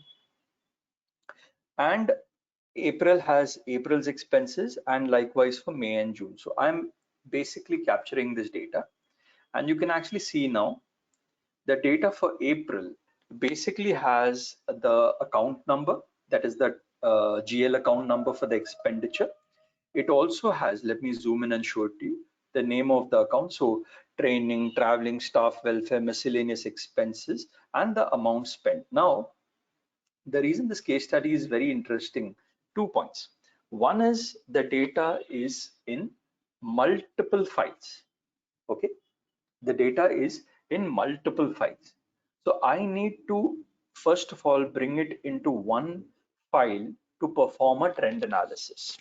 Now, let me, not that I want to draw a comparison between using a specialized data analytic tool and let's say a spreadsheet application like Excel. But this is something we need to know since we are attending the session on data analytics for auditors practical case studies, that when I have multiple files, let's say in Excel, you would do multiple VLOOKUPs, and each VLOOKUP takes time. Each VLOOKUP consumes processing power on your computer. What if we can link all the all the expenditure trial balances at one shot, rather than do multiple VLOOKUPs? Like say it's 12 files, you'll have to do like 12 VLOOKUPs. So we have a very, very convenient mechanism, which is like a visual VLOOKUP. Okay, so we take the data for the month of April, and we also take the data for the months of May and June. Now, mind you, in my example, I'm only taking data for 3 months, but you can actually take data for 12 months. So like imagine you're doing a statutory compliance review and you want to know that in which pay sheet or in which payroll has PF not been deducted, or TDS not been deducted, or maybe staff loan advances have not been deducted. You can take 12 payroll sheets, link them all on the employee number, and immediately you'll get to know in which particular month there's been a non-compliance. So they're giving you thinking points, members, that you can think of different areas where the tool can be used. Now, what is common here? The GL account number is the common field. So you can just simply drag and connect the GL account number this way. It's very, very easy. And now, in terms of the field to reconcile, I want to reconcile the actual expenditure spent from every month. So you can see I've highlighted the amount spent in the months of April, May, June. Imagine if you had to write an SQL query. For members here who are familiar with SQL query, the query builder, you would have to write a query where you would have to say, choose this field from this table, then link it to this field from this table, link it to this field from this table, and it would be a very, very lengthy query. Whereas here, using simple drag and drop, you can actually click, untick, select the fields very, very easily. Now, once we link these files together, I'm going to call this an expense trend base data. Okay, so that's going to be my file name. And now let me just rename the column names for the sake of demonstration: April, May, and June. Okay, so I have a data for 3 months. Okay, now you would have noticed the earlier data was in 3 separate files, but now what we've managed to do is bring the data together in one file. This is a very, very big advantage. So remember, whenever we use the word trend analysis in data analytics, it's all about bringing financial values, or maybe even bringing technical data. You're doing a technical audit for a refinery, or for a maybe like a fabrication unit or a smelting plant, and you want to bring in, let's say, scrap wastage data for different accounting periods for different machine centers into one file. So you have, say, 52 files corresponding to 52 weeks in a year, and you want to bring in the data into one single file where the scrap wastage or the yield or the standard loss or the abnormal loss can be mapped across 52 weeks. You can use this particular feature. But what is very nice is what we started out by explaining. How do you identify those expense heads which are going to be influencers from a risk point of view? What do we mean by influencers? I, as an auditor, my materiality suggests I need to focus on that particular expenditure and give it more attention. So if an expenditure is trending to the higher side, that's going to be an influencer for me. So I just simply go to charting, and within charting, I can choose the data for the months of April, May, June. And the advantage here is it gives me a very convenient visual representation of the data. So you can actually see that out of those 12 heads which we covered in our demo data, staff welfare is going up, traveling domestic is going up, sundry expenses are going up, the others are within the range. Now, what does this mean? Now, imagine, okay, now let's take a step back. If you were actually doing a ledger scrutiny, what would you do? You would actually attack all the heads at the same time, right? If you were not using a data analytical tool, you would not know where to focus your attention. But now, thankfully, we know that out of these 15 heads, we can focus on staff welfare, traveling expenses, sundry expenses, because the expenses are on a rise. And the biggest advantage is your ledger scrutiny starts from this visual representation itself, because you can click on the staff welfare data for June, drill down and see which are the expenses contributing to staff welfare going up in June. So it makes your ledger scrutiny very, very convenient, right? See, please remember, while we are quickly in 5 minutes, 7 minutes going through different case studies, the objective we would like to convey is these are the endless possibilities in data analytic tools. It's for each one of us to identify what is critical for us, and then use and leverage that particular feature.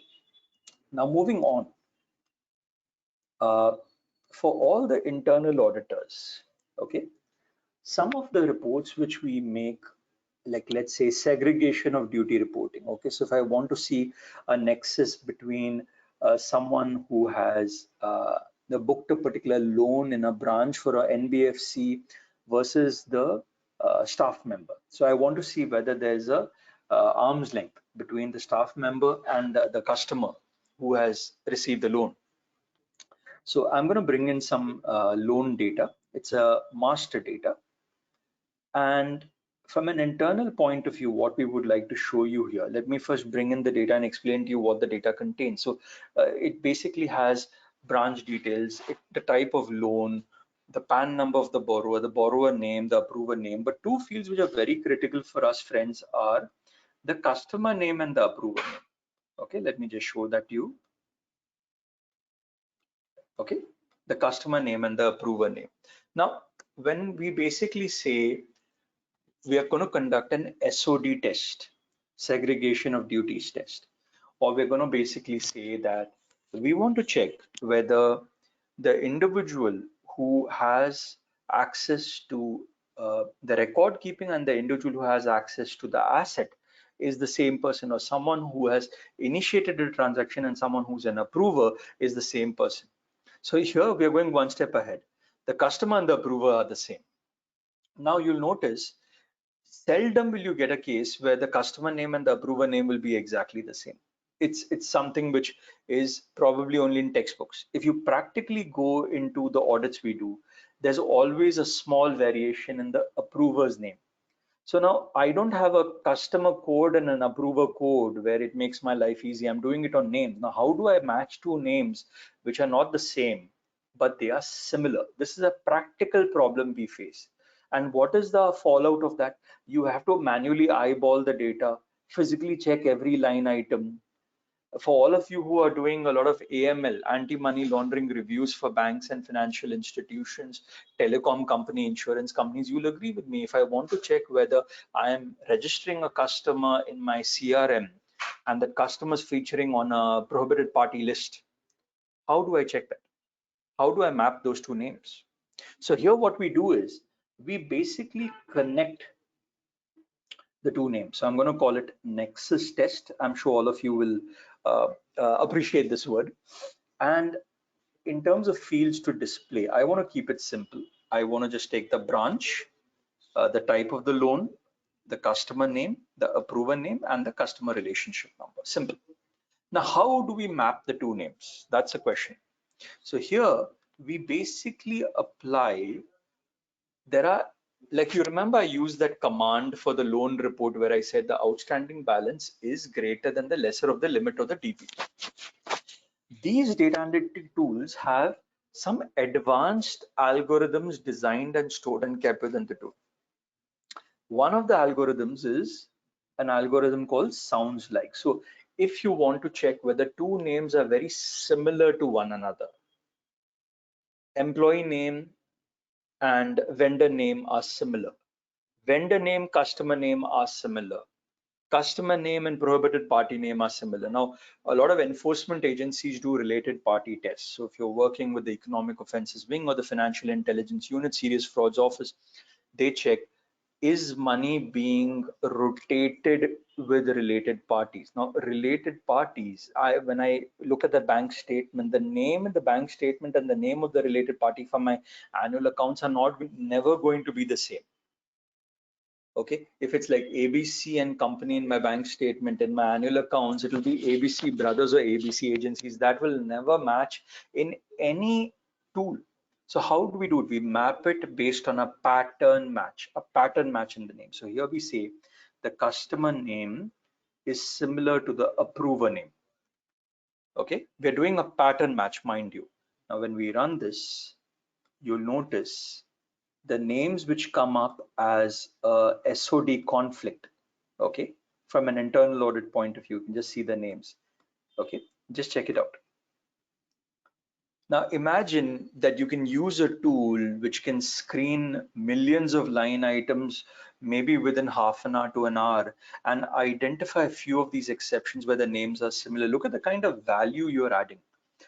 Look at it this way, that if you remember the 7th or the 8th slide which Mr. Deepjee presented, you'll notice that it's, while we use analytics as auditors, the end goal is we try to transform those analytics to the line function whereby they can start managing and running the analytics. So imagine something like this can be done at the stage at which you are registering a customer. Look at the kind of problems you can avert at a later stage. So these are very big advantages in using pattern matches within the tool. Now, another internal audit case study which I would like to take up, and it's very similar to what I've done based on the Nexus test, but it's something which all of us do as auditors, and that is to look for duplicate vendor bills. Okay, now I'm going to bring in the vendor bill passing data. Now this data is from Oracle. Okay, so I wanted to give you different views of and different accounting packages, different ERPs. Now this data has vendor information, posting date, accounting document number, bill number, amount, purchase order number, all that information is available. Now today, if you all are dealing with controllership teams, FP&A teams, shared service centers, one of the biggest requirements and burning issues is to identify duplicate vendor bills. Now, why is that so? Because if you're using SAP, you're using Navision, Ramco, Oracle, it, as an internal control, those ERPs do not permit the same bill to be booked. There's a three-way match, as we know about. So I cannot register the same bill once again. So what will someone do who wants to play the system? They will add the bill in, but they'll add some special characters, they'll add spaces, they'll change the grammatical variation, they'll change the uppercase, lowercase, they'll change the way the bill appears, and they'll try to pass it through the system. So what we're trying to do is a duplicate vendor bill check, but we're trying to do it by taking into account those detractors which can give the bill a different identity. So here again, we add a field into the data. I'm going to call it bill number clean. Now, please remember, this activity which I'm taking up is also going to be very critical when you're doing a GST reconciliation. Because in a GST reconciliation, when you have your ledger data from your books of accounts and the portal data, and you want to identify credit not identified and made available to your client, right? Because the vendor has booked the bill number differently.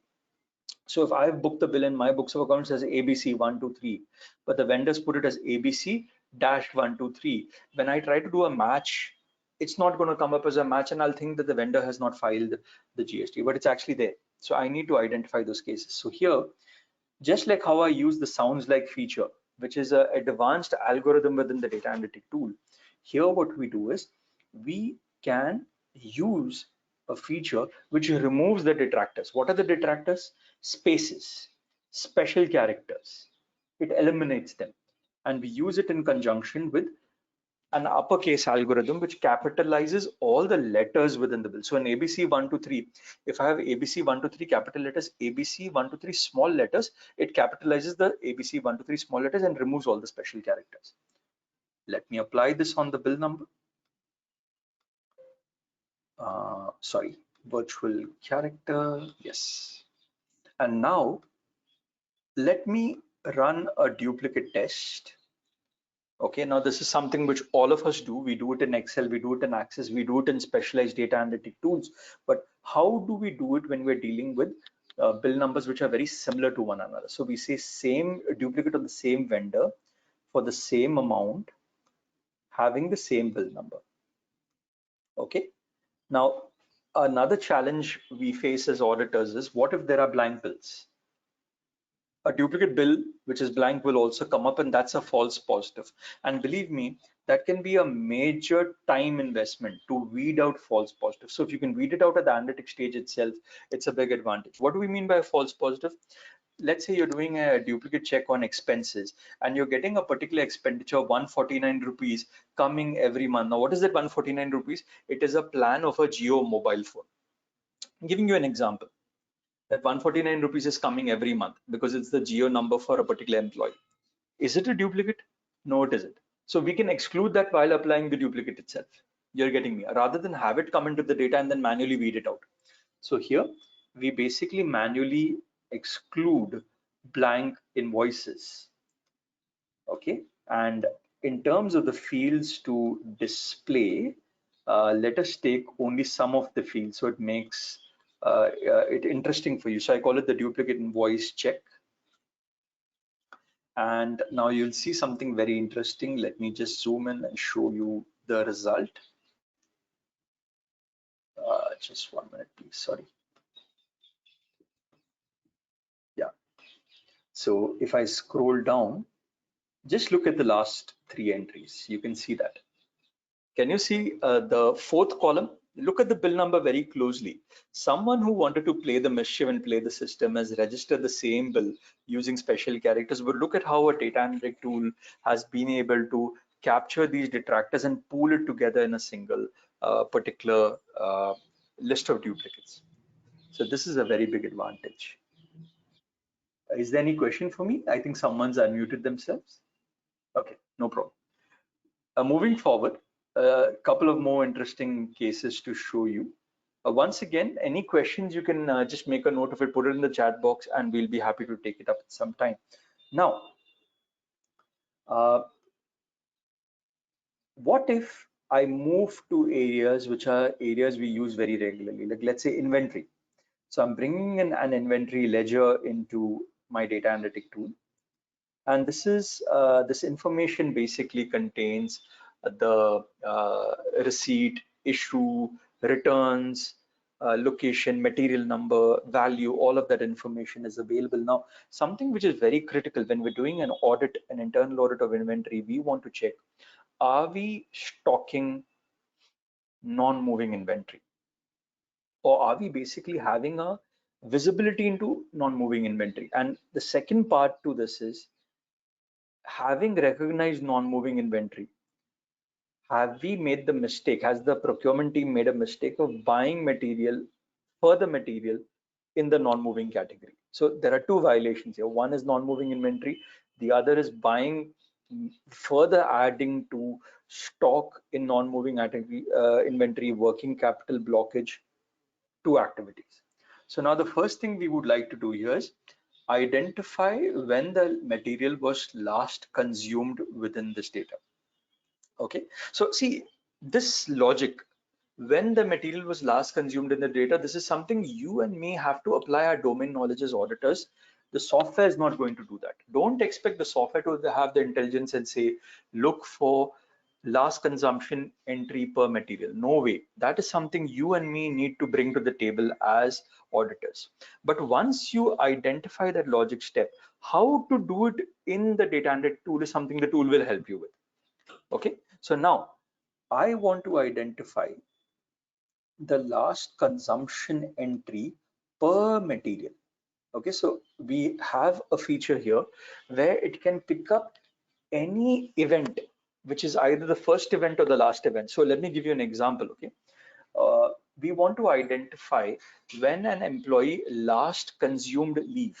For all my friends and members online who are working with banks, treasury functions, you all know that they have something called mandatory leave. If an employee has not taken mandatory leave, it's a red flag. So I want to know someone who's not taken leave for 3 years in a sensitive position. Okay, so here I'm using the same logic here. Consumption entry, okay, let's call this last consumption entry per material. I think you're getting a sense of what we're saying here. Okay, let me give you another example. We were doing a project for a very large IT services company in India, and one of the requirements was this company had projects running across the globe, and we wanted to check whether, from a pure contract point of view, the T&M rate for a particular client in 10 years back and the rate now has it changed. So if the rate was say $150 in South America 10 years back, okay, how much has it gone up by now? It shouldn't be the same. So we identify the first rate for that contract, the last rate, and we just put the two rates together, and we identified surprisingly that out of 1,700 projects across the world, 130 projects, the T&M rate was the same over a period of 10 years. Imagine, look at the kind of insights we are giving to the client. They would probably not know about this. So we run this, and we are getting the last consumption entry per material. Okay, now what is very important at this stage, something which we all do as auditors every day: aging analysis, aging of advances, aging of debtors, aging of creditors, aging of inventory. Okay, so what we would like to check here is we would like to do aging analysis, and I'm going to do an aging, let's say as of 31st March 2019, because I've got slightly old data with me. And what is our objective? Why are we doing this aging analysis? Because we want to identify material which is say not moved in the last 6 months, similar debtors which have not been cleared beyond 6 months, an on account advance lying for more than 6 months, right? An installment which has not been paid for more than 6 months. So now when we run this, you can see we are getting 65 material, individual unique material out of 71 where the item has not moved in 180 plus days. And imagine you can present this in the form of a graph. Okay, so let me show it to you as a graph. This is a very interesting way of representing it. All these data analytic tools give you the ability to give tabular representation and graphical representation. So wherever possible, if you're using a data analytic tool, try to express it as a graph, a pictorial representation. It's going to be a very big advantage. So I've got a graph, and now what do I want to do? I want to capture all the items which have not moved in the 180 plus category. So that's it. These are all my slow moving inventory items. I think you all are moving with me and understanding what we're doing here. So we are identifying items which have not moved over 6 months. Okay, imagine you've been able to get this. Now see, there are certain critiques who will say that why do we need to use a data analytic tool? This report is readily available from our ERP, it's readily available from Tally, it's readily available from our homegrown application. There's nothing wrong. But the point of the matter is, what are we doing as internal auditors? We are providing a third-party management assurance, right? If, in my experience, in 3 out of 10 projects where we've done an aging, the internal aging report within the ERP is incorrect. It does not give reliable information. So to that extent, if we can use an aging within a specialized data analytic tool, it gives credibility. It validates the kind of work you're doing. So we've been able to identify items which are not moved in the last 6 months. Now, if I want to know what is the value of working capital blocked in this inventory, I can just click on the control total, select the balance amount, click on OK, and you'll see you're getting the amount here. Can you see the amount on the right? So that amount is readily available for you to put into your report and quantify it. It's so easy. You don't need to go to 10 different places. Everything is available within the screen. It's a single view.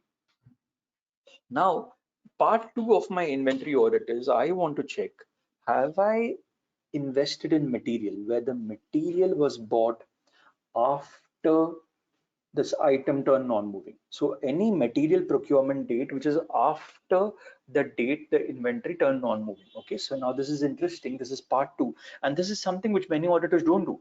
They leave the annexure half-baked. They'll stop at the part where they get this non-moving inventory. They just leave it there, and then when they take it to the CFO says that, can you tell me, have we invested in any material after this date? And we are left without an answer, and we say we need a few more days to go and complete that activity. You've lost that opportunity. So now what we're going to do is we're going to basically capture procurement entries from the very same inventory ledger. Okay, so I'm just going to say receipt greater than 0. So this is going to give me all the procurement entries. And now what I'm going to do is I'm going to map the procurement data with the slow moving data to see if there are any potential matches. So we join. Now this is very important. We join. It's like a VLOOKUP. We join the procurement data with the slow moving inventory data. Okay, and our common key or our common field is going to be the material number, or what we know as the VLOOKUP field. It's going to be the material number between the two files. So we choose the material number as the common field, and now what are we getting here? We are getting procurement against slow moving inventory. I think all of you are understanding where we are going with this. So let's run this, and you can actually see here, it's very interesting. Not only was there so many million worth of material lying as slow moving, they've further gone and added another 2,500 units, which has its additional cost of, I don't have that amount now with me, but it further adds to the inventory, which is in the slow moving category. So you can actually see it's very interesting. What we are able to do here convincingly is add value, bring out irrefutable, credible evidence in the audit and assurance process. We are able to think ahead. What are the kind of rebuttal points which the auditee may bring up? Like as I mentioned, in the procurement example, they may say, oh, this material is at 1,000 units, this material was 500 units, that's why the price is varying.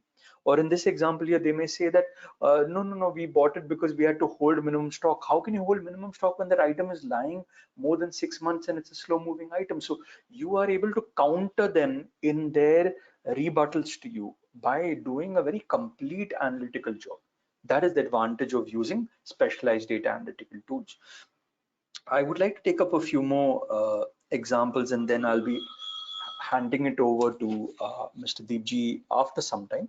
Now, something which is very, very important is, give me a minute, I need to identify an activity which will interest you. Okay, so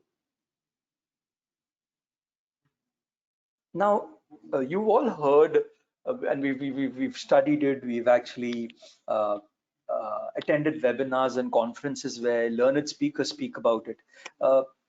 Performance audits, proprietary audits, operational audits. So we are used to those financial audits, we are used to internal audits, but can we go above and beyond and deliver in those areas where the owner of the company, the CEO, the COO, the CFO say, great job done, Mr. Auditor.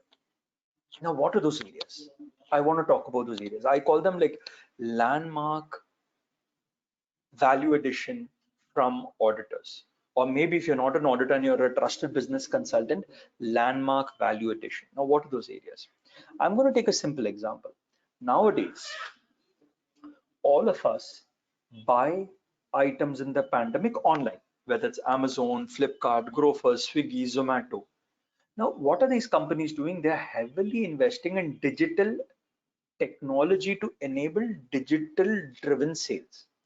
You're going to the website, they make it so attractive that without buying anything, you will not leave that particular website. Now, what is that? Online advertising. Online advertising drives you to make a purchase, even if it's a purchase which was not planned, even if it's a very spontaneous purchase. So now the data I have with me is very interesting.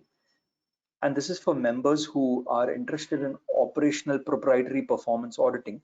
I want to basically do a review of a campaign. What campaign? An online ad campaign. Now, what is the purpose of my review? I have my online advertising data. Okay, so you can actually see this here. I've got the product market segment, I've got the week of the year, I've got the online ad spends. With this, I also have the commensurate sales which have come through the online advertising channels. So for the same product market segment, week of the year, what are the online sales? Now imagine if you can take up this project and tell the head of sales, you can tell the CEO, you can tell the business head, you can tell the project head that y'all are spending more on advertising in a segment where you're getting the minimum sales and they're not aware about that. Look at the kind of value you're adding. And believe me, this doesn't seem very far-fetched. Companies do not know that. So how can we add that kind of value? How can we basically talk about a campaign where they are not monitoring this activity? See, why is it happening? They're not monitoring it. So we basically have the online ad spends, and to that I'm going to basically link the sales. Okay, so let me just prepare the data. Remember, data preparation is very important. That comes first. So I'm going to prepare the data and I'm going to get the data in a single file. So this is what I meant by a single file. I have all the information now in a single file. I've got the product market segment, I've got the week of the year, I've got the online ad spends, and I've got the sale in units. Now, I want the software to tell me this is a high risk audit unit. What do we mean by high risk audit unit? In this product, in this market, advertising is going up, sales are falling. Simple. Okay. I'll give you an example how the government of India uses this. The Controller and Auditor General of India uses data analytic tools in a very big way. Now, what do? They basically want to monitor number of SSCs who have enlisted and registered as, on the income tax portal by getting a PAN and number of returns filed. So if they notice that in a particular city or in a particular zone, the number of PAN enrollments have gone up, a number of returns filed have come down, they have a cause to ask the income tax circle office what's going on. Take another example, right?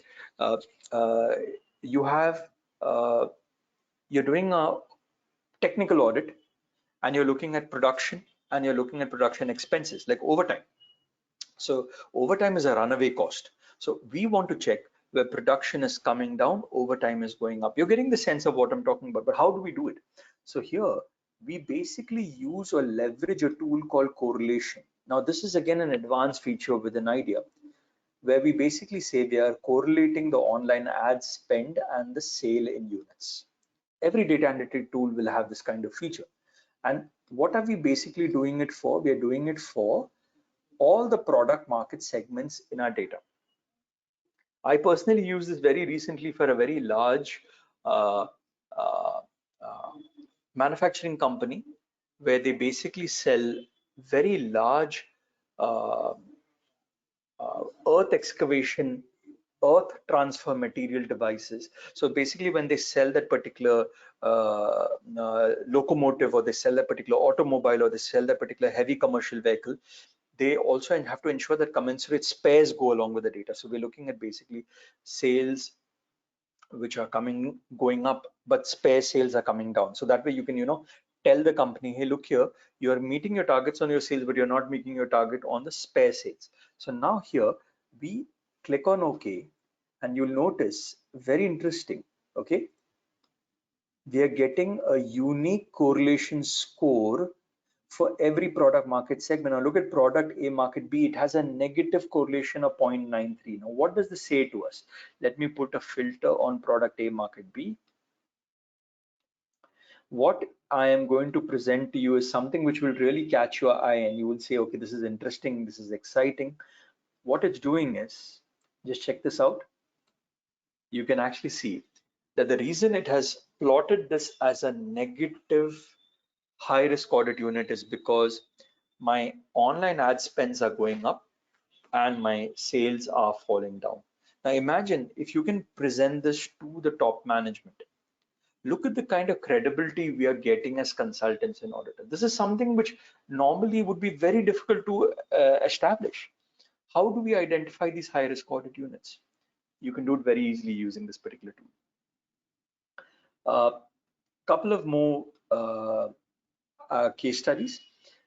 Now I want to just talk about a few situations where we can identify uh, red flags, okay, or suspicious items, or unauthorized items, or irregular items, okay. So now, again, an area which is very popular is, let's say, vendor bill payments. So I'm going to basically bring in a vendor bill payment file once again, okay. Now, what is my objective here?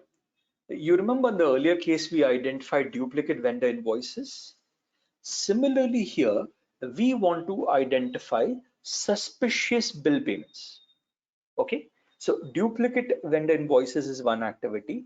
Now we want to identify suspicious bill payments. So what are suspicious bill payments?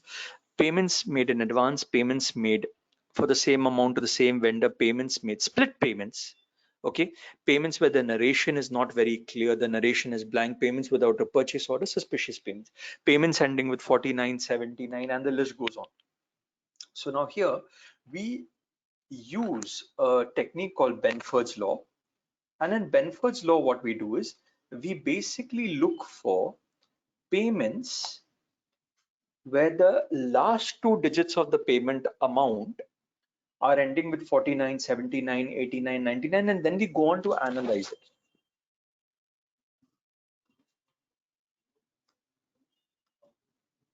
Okay, so I'm running this. You can actually see here what it has done is, imagine you were to do an audit and someone were to ask you, can you identify suspicious vendor payments? How would you go about doing it? It's very difficult. But with a tool like this, you just select the right functionality, Benford's law, and it tells you all the normal payments, and all the abnormal payments come up on your screen. Now, if you look at this payment here, which is in red color, okay, I'm going to show it to you why it's an abnormal payment very soon. You click here, say extract suspicious payment, and now the payment's coming up on your screen. Okay, so let's go into the details of why it's classified as a suspicious payment. Look at the first two payment entries. The payment is made to the same vendor. The payment is made to the same vendor. Okay, that's one. It's a running check number. Can you see that? That's two. It's on the same date. That's three. It's made by the same authorizer. That's four. Now, that's not the only reason. Believe me, as auditors, we've learned it the hard way. If you get four risk indicators to prove a particular point, don't stop there. Try to get the fifth and sixth so that you're very sure with what you've done. Now, what is the next indicator? Look at these two amounts. They are both ending with 49. I'm not stopping there. I'm going to my sixth indicator. What's the sixth indicator? If you look at the approval limit for HMV within that particular client engagement, you can see HMV is able to approve payments up to 100,000. Now, if you look at the payments here, it's very interesting, and you'll notice that both the payments are just below 100,000. Can you see that? And they're both ending with 49.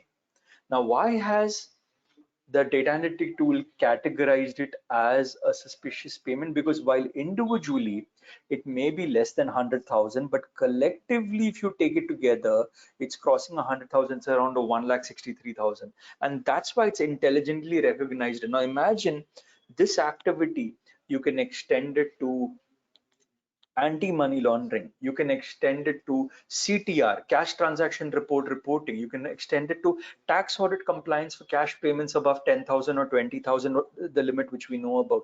Look at the kind of applications of these areas. It is immense, right? So this is a very interesting feature, Benford's law.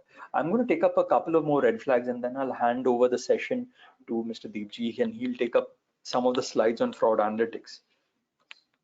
In the same example, okay, in the same example, I don't know if how many members online here have done the FAFD course of our institute, okay, but there's a very important topic there called the relative size factor test. Now, what is the relative size factor test? Let's say I have a regular contract with a particular vendor and I've made a payment to them of $1 million, and the next highest payment to the million is say to that particular vendor is say 0.8 or 0.9 million. So now basically the variation in the two is 0.9, 0.8. Now take another example. This is where the fraud element comes in. I have a vendor arrangement where I'm making a payment of 1,000, 10,000, small amounts, and suddenly there's a payment of $1 million. Now look at the spread between $1 million and a 10,000. That's the relative size factor. So I want to identify which vendors here are having very, very questionable or exceptional RSF factors. Okay. Now don't worry, members who are not familiar with these words, just go along with me and try to take in the capability of the tool, even if you don't understand what RSF stands for. It's something you can pick up after the session. So we have ready-made tests like this, the Benish model, there's the RSF factor. So we just open it up. It's available as an application. Okay, we run the test, select the database. So I'm selecting the payment database, which I've just brought in. And what I'm doing is I'm choosing the field to run the test on. So the field I want to run the test on is the supplier number.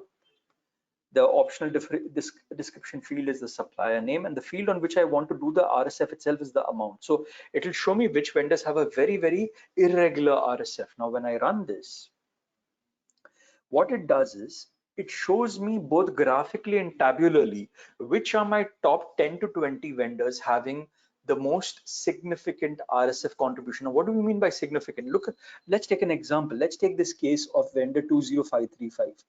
Look at the variation between the highest payment and the next highest payment. Now, you're right, it may be that way by design. There's nothing wrong with it, but what we are doing is we're able to put it across. We're able to put it across that these are the vendors you need to focus on. Look at them. These are the 21 vendors who are having the most exceptional RSF. Now, who are the vendors? Look at this. Bishop Publishing. I've made a payment to Bishop Publishing for 18,682, and my next highest payment is 2,713. Now, if I'm doing a particular line of contractual services with Bishop, let's say Bishop is providing housekeeping services for me. My housekeeping bill every month is largely going to be the same. You agree with me? That's what we do in ledger scrutiny. It will vary between maybe 5 to 10%. Look at this variation here. The variation is massive. Let me show you the higher variations. I was actually showing you the lowest variation. Look at this vendor here. It's very interesting. Robert Blum, 32,293 and 545. The variation is 59, a factor of 59. For all my friends who've done the FAFD, you'll agree, I think anything more than a factor of 2.5, 3 or 5, I don't remember now, is considered to be very, very significant. Look at the kind of value you're bringing out here. Similarly, I like to use a few more minutes before Mr. Deepjee jumps in and show you some additional tests, like Mr. Deepjee spoke about the fuzzy duplicate test. Okay, so now something which will catch all your attention for all my friends who are working with banks, financial institutions, telecom, insurance companies. Let me take the master file which I worked on earlier. Give me a minute, please. When you do a lot of analytics at the same time, you lose track of what you worked on. Okay. Now, this is something which you remember we worked on earlier on, the customer name and approver name case study, but now we have the PAN and the customer. So one test which I'm going to do, and please keep this in mind for members who are online and not using a data analytic tool, and they would like to get empaneled and enrolled and enlisted with the Serious Frauds Office, the Economic Offences Wing, the Financial Intelligence Unit. What I'm showing you is very, very critical to you getting a chance to sit at the table. I want to identify which customers in the data, different customers having the same PAN number in different branches. Okay, now this is a major violation. So we do a dedupe test. We basically say same PAN linked to different customers. Now you can see there are a number of blank PANs. It's a tongue twister, which is also a concern. So I need to exclude blank PANs by putting a simple condition. Now I'm going to call this a duplicate PAN report. Okay. Now in the fields to display, I'm going to keep it simple. I'm just going to take the branch, the PAN, and the customer. Now just see what's coming up. Okay, this is very interesting. Look at the entries coming up on the screen. You can actually look at the first two cases. The PAN is linked in different branches to different customers. This is the biggest discovery you can make as an auditor, as an investigator, and provide it to the agency you're working with. Imagine if you can do this on 1 million records for a company which is providing services, for a telecom company, insurance company, gas agency. But look at line number 3 and 4. You'll notice that the customer is the same but having very similar names. So something I want to just two things I wanted to end up before I hand it over to Mr. Deepjee is how do we capture this case? Okay, so we basically do what's called a fuzzy duplicate on the name of the customer, right? And we basically look for similar names in the data. So branch name, customer name. I'm going to run this and you'll notice, can you see what we're getting here? We are getting customers with similar names, all getting clubbed together with a common group name. This is a very big advantage. And believe me, if you cannot leverage this feature called the fuzzy duplicate, the pattern match, it's a big challenge. You can identify similar sounding names in master databases and provide a lot of valuable data quality management services. And the final functionality I would like to show, everything we've been doing, because finally, if you go back to slide number 7 or 8 of Mr. Deepjee's presentation, ad hoc analytics, repetitive analytics, continuous auditing, continuous monitoring. Now, when you move from one phase to another, there has to be an element of automation of your report which creeps in. You cannot keep doing these tasks manually within the tool. So everything I've done over the last hour is getting recorded within the audit trail. Yes. Okay. So now, if I want to automate any report, I just simply click here on create a macro. I highlight the test of my choice, click on finish, and that's it. Your automated script macro trigger scheduler is ready. Now, what you just need to do is schedule it to run at a particular date and time. It'll run, it'll give you the exception report, it'll give you the deviation, and it makes your life very, very easy. And this is a very, very big way in which you can integrate analytics into your day-to-day engagements. You can create macros, and this is what we finally look to every audit firm, every practicing chartered accountant adopting when they are using analytics. So a quick recap, what I've done is I've shown you different capabilities of the tool for auditors. I've shown you certain capabilities from a red flag fraud investigation point of view. I am going to hand it over to Mr. Deepjee. Okay, in a couple of minutes. Okay, I am just going to start the presentation now, and I'll take you through those cases one by one. Just give me a minute, please.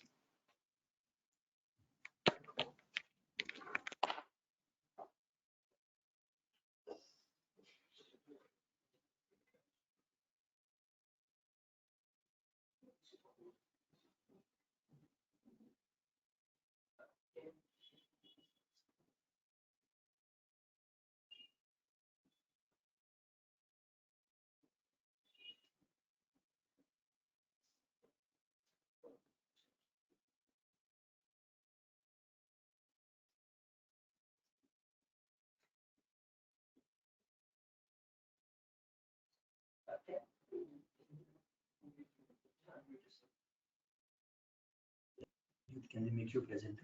Just wait. Can you make me the presenter, please? Yes, sir. One minute. Great. Sure. Yeah. This one. Yeah. Yeah. It's okay.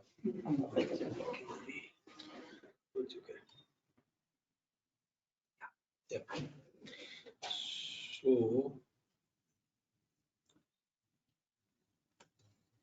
So I think what I'll do is I think you have seen some practical case studies with what Jairam has been able to show you what analytics solution can do. You can take any solution, and I think it's the need of the hour for every auditor to use analytics. And I think I'll just speak for a few minutes or on the background to fraud, because fraud analytics plays a major role in today's data analytics scenario. Whether it's a statutory auditor or an internal auditor, the responsibility of the auditor is increasing in terms of fraud analytics. So I think I'll do that.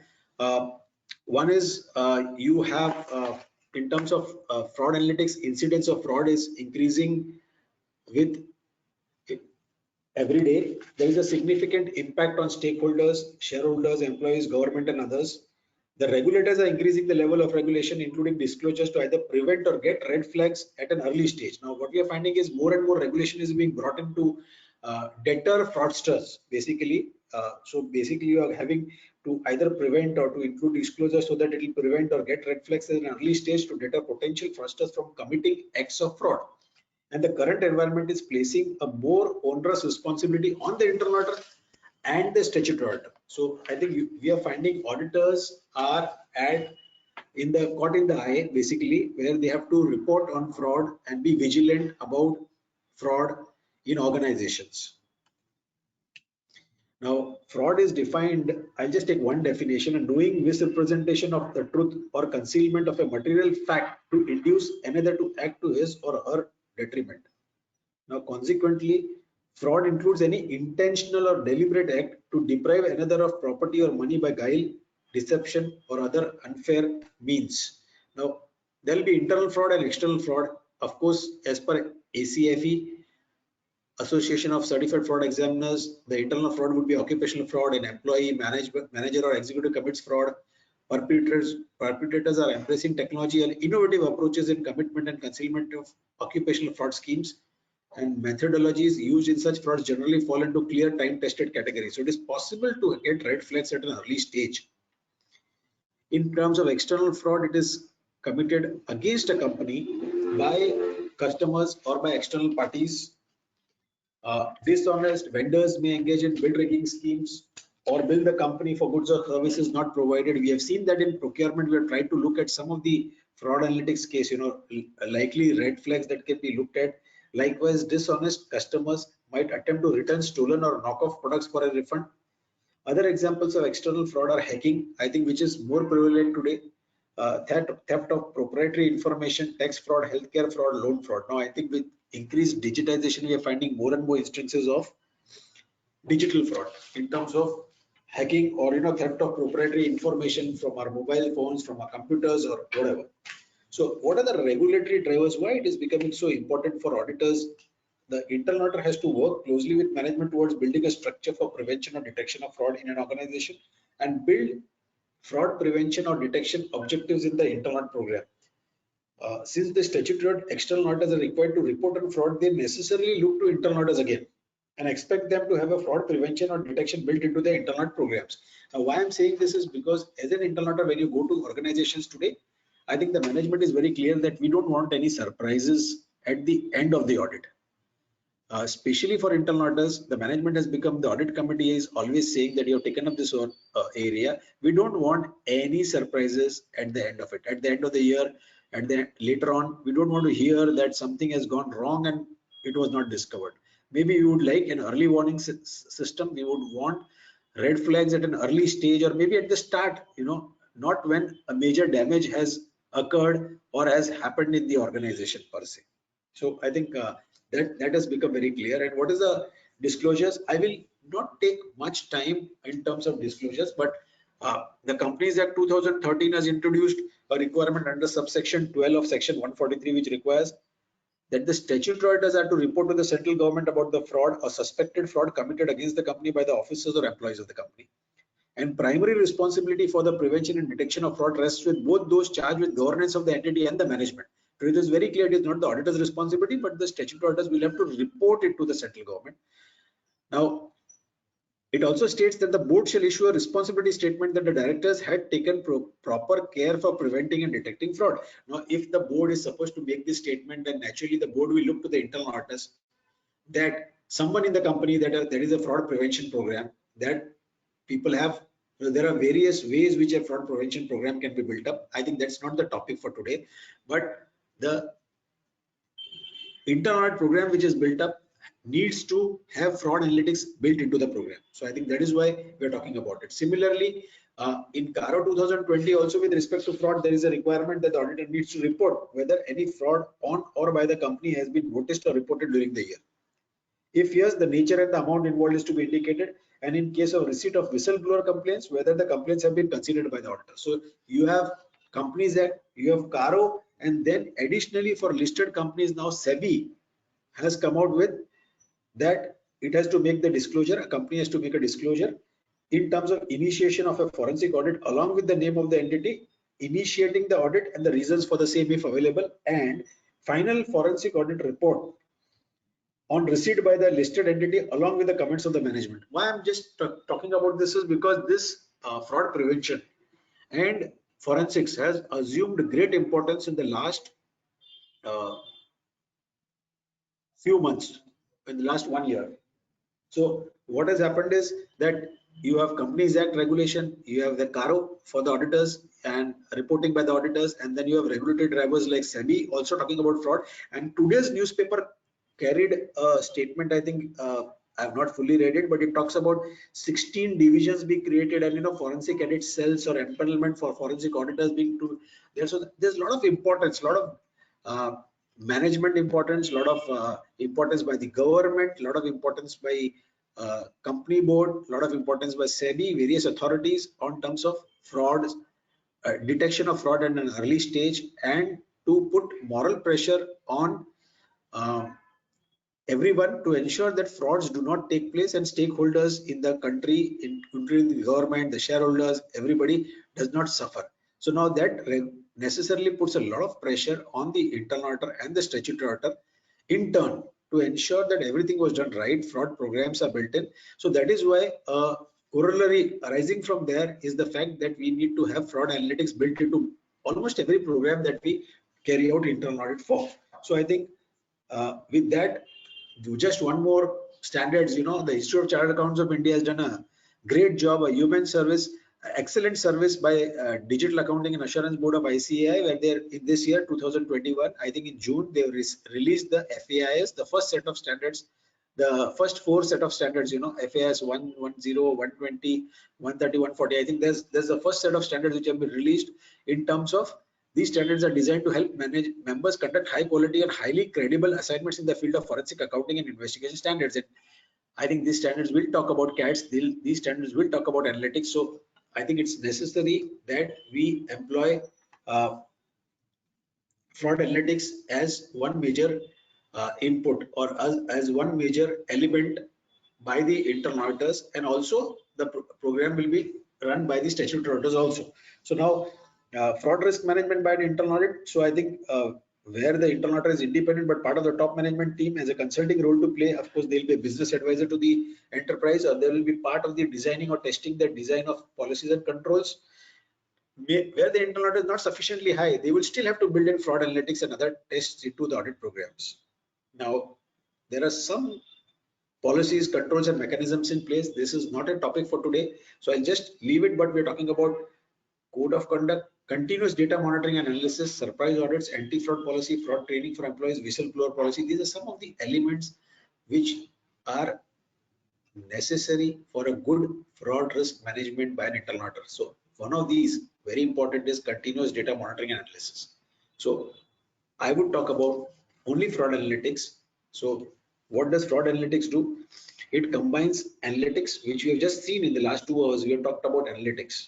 data analytics. So analytics technique and techniques with human interaction to help detect potential improper transactions such as those based on fraud and or bribery, either before the transactions are completed or immediately after they occur as near to the business event. Now, gathering and storing data and mining it for patterns, discrepancies, and anomalies. This is one of the elements of fraud analytics. Findings are then translated into insights that can allow a company to manage potential threats before they occur, as well as develop a proactive fraud and bribery detection environment. So I think what is important is to couple the analytics technology, the solution which is available today, the analytics technology and techniques with the human interaction to build adequate tests so that you can detect improper transactions. So I think very simple.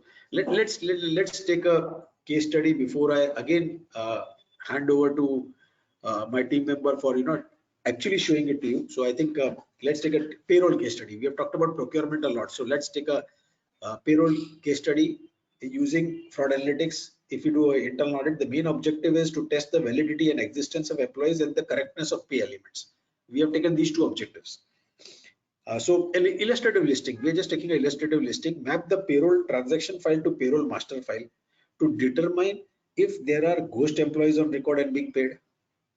Then sort employees by name, address, location, and other master fields to identify conflict of interest scenarios where managers have relatives working for them.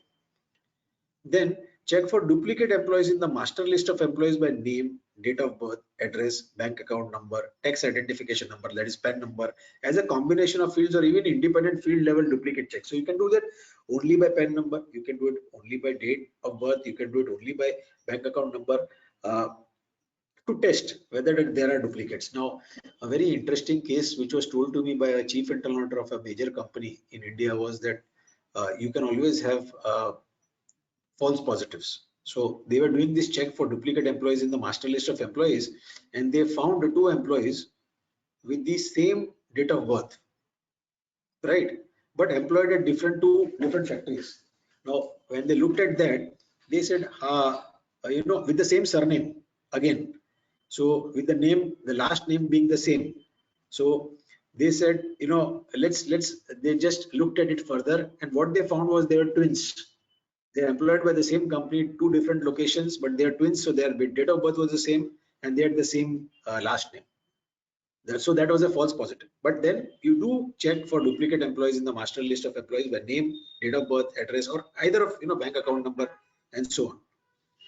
You can do a pattern-based fuzzy duplicate. I don't know whether you've seen a fuzzy duplicate. You saw an example of it, so you can perform a pattern-based fuzzy duplicate match in the master list of employees by name and address to identify potential pattern matches on employee name and address again. Or at the same time, you can look at compute plant wise, machine center wise, location wise, correlation score between wage and overtime payments. You can extract all payroll payments where the gross amount exceeds the set grade threshold limits as per masters. You can compare time card entries to payroll and check for variances like unaccounted leave without pay. You can do a deduplicate check to identify employees getting the same net pay at multiple locations of the company in the same month. So these slides are available, you can go through them, but I think you can look at profile employees who have not availed any leave in the last 1 year. Or you can isolate individuals continuing to get payroll benefits after retirement. In a large company, we have seen that some individuals continue to get the payroll benefits even after retirement. You can filter out payroll payments to employees where nil deductions, including statutory deductions, have been made, and then check why have they made a nil deduction. Is it possible, at a certain level to make a nil deduction? So you will have to. You can initially run fraud analytics, identify some red flags, investigate it further, remove the red false positives, and then look at how data can be used to identify any further red flags which can be then looked into for investigating further if there are improper issues or transactions or integrity issues, etc., so that it can be nipped in the bud at a very early stage. So I think I just can go on and on. You can capture payments to active employees where leave availed is more than the leave balance on hand. You can have outliers in payroll payments where the ratio of the highest to the next highest net payroll payment to employees is irregular and excessive. You can locate employees getting multiple increments and bonus payments within the same payroll period. Maybe more, if there's one bonus, maybe they've got two bonuses. You can compare vendor address and phone numbers and employee address and phone numbers to identify conflict of interest payments. You have seen that in one of the companies where they supplied a major capex items, and the vendor address and phone number were the same for all the three quotations, and also the employee address and phone number was same. Kind of stupid for the employee to do it, but you could these things do happen. So I think I've spoken about fraud analytics, and we can see some examples. Jairam can show you some examples, but before that, let me ask the organizers or anybody that if you have any questions, then I can take the questions, or Jairam can take the questions, and after the questions maybe we can move to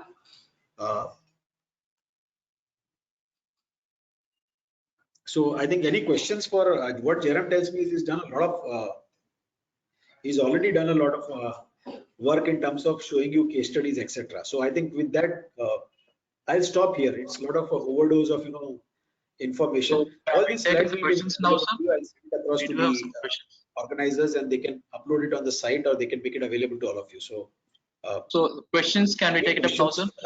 We'll be very happy to take any questions. Sir, am I audible? Hello.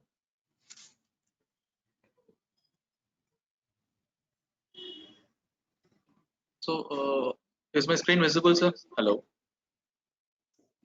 Company is having its own application software. In such a case, how to extract data for doing data analysis by the auditor? With what tools data extraction is done? Does it mean data analytics tool has to be connected to the application software of the company? Okay. I think Jairam talked about it, or maybe I can tell you that if you take any data analytics tool applications, any data analytics solution in the market today, it will be capable. One of the features of the data analytics software is to have a capability to extract data from any software. So it can be a text file which can be converted into a database. It can be a PDF file. It can be a SAP system. It can be an Oracle based system. It can be a payroll, their own application system. One of the examples for a logistic company which I gave you earlier was they had their own system which they called XYZ, a particular system, and you can extract data from there. So I think that's the capability of the tools, application software, which are software tools, analytics tools which are available in the market today. So these are the tools which will allow you to extract data. At the same time, you have got some specialized ETL tools which will allow you to extract data. For example, there is a tool like Smart Exporter or Leopold, or there are 2-3 ETLs which will allow you to extract data from SAP like butter. You can actually connect it to SAP. For example, if you connect a Smart Exporter to SAP, it will allow you to take in data and extract data very easily. It will show you all the field names. You just type in the field name, vendor master, and vendor name, and you will see all the tables with the vendor name coming up, and you can extract them. You can save as favorites. You can extract them. So there are such solutions available.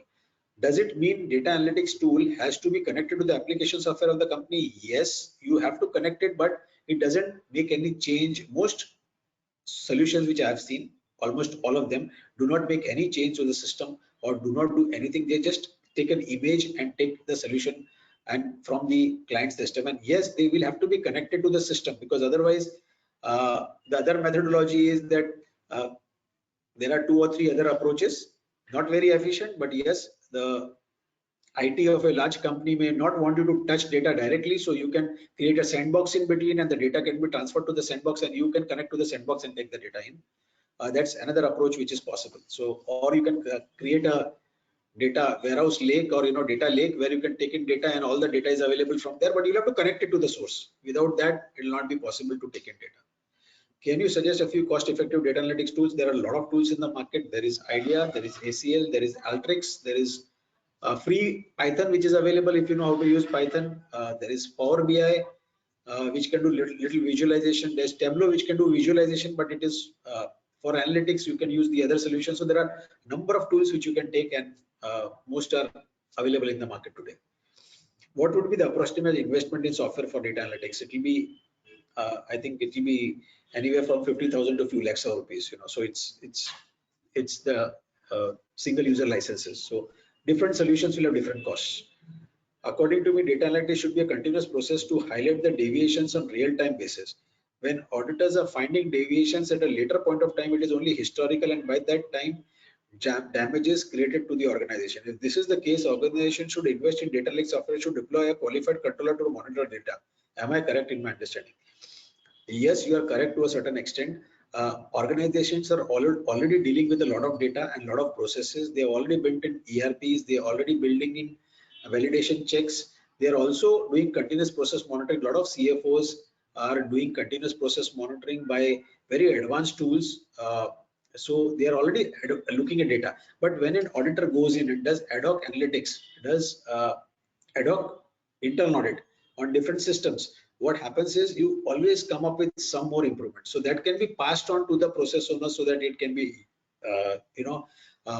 institutionalized. At the same time, if you look at procurement, and if something, there would be some objectives which are taken care of by the process owners, by the procurement department per se. But then there would be some other objectives which the auditor runs, which will show deviations. Now, for those, you may want to you may want the company to have a tool which can do continuous control monitoring or continuous control auditing if the auditor is using it, and then slowly institutionalize or hand off those that technology to the process owners and to the company. So yes, continuous process to highlight deviations on a real-time basis is a very good concept, but then the gray cells of the auditor and the process owners have to be really picked to build almost all the key controls into the algorithms. So I think yes, but ad hoc analytics would still be necessary by the auditor. What techniques can be used to detect password sharing? Some important controls in ERP require authorization by a signer, but this senior official is so busy, so he shares it. I think there's some human discipline and so password sharing. I think it's. Can I take it? Yeah. You want to take this? So you can actually look at the log and yeah. Yes, please. Exactly. So we can basically use the dedupe feature where if we notice that a particular user ID is linked to different IP addresses, right? So we say same user, different IP address. That means that the user's login is being used at different workstations. That can be used through the dedupe functionality in IDEA, and that way you can detect password share. Next is same material purchase at different date at different locations. If there is a clerical error in inputting the rate by the user, so I think I have already said in the beginning that whatever you find as an auditor, there will be false positives. So you have to investigate. So there can be a clerical error, and if you find that is a clerical error, it's fine. If there is no clerical error, then you need to actually go and talk to the management to correct the situation. So false positives, whatever output you get from analytics or whatever output you usually get from an internal audit or a statutory audit, I think there is always a area or there's always an element where you will actually look at the false positives. You'll go and talk to people. You'll find out whether what are the results coming out. Are they right or they are not right? Whether the algorithm went right, whether whatever you input, whatever input commands you give, they come out properly, did not come out properly. So I think there's always an element that there will be false positives. So we'll have to do that. Clerical error would be mistake by a process owner, by someone putting data rate in the system, and you'll have to educate the purchase department to do it accurately, because all the processes, all the data in the system have to be accurate. Is it cost effective for small firms to invest in IDEA tools? Absolutely. There's no doubt about it. Is there any tools which small firms can buy? You can buy a lot of solutions which are available in the market today. So let's not name them, but yes, they're available, and technology has to be used, because I think somebody asked me whether there'll be if technology is used too much, will there be auditor who will be using? Will it mean that there is a demise of the auditor per se? No.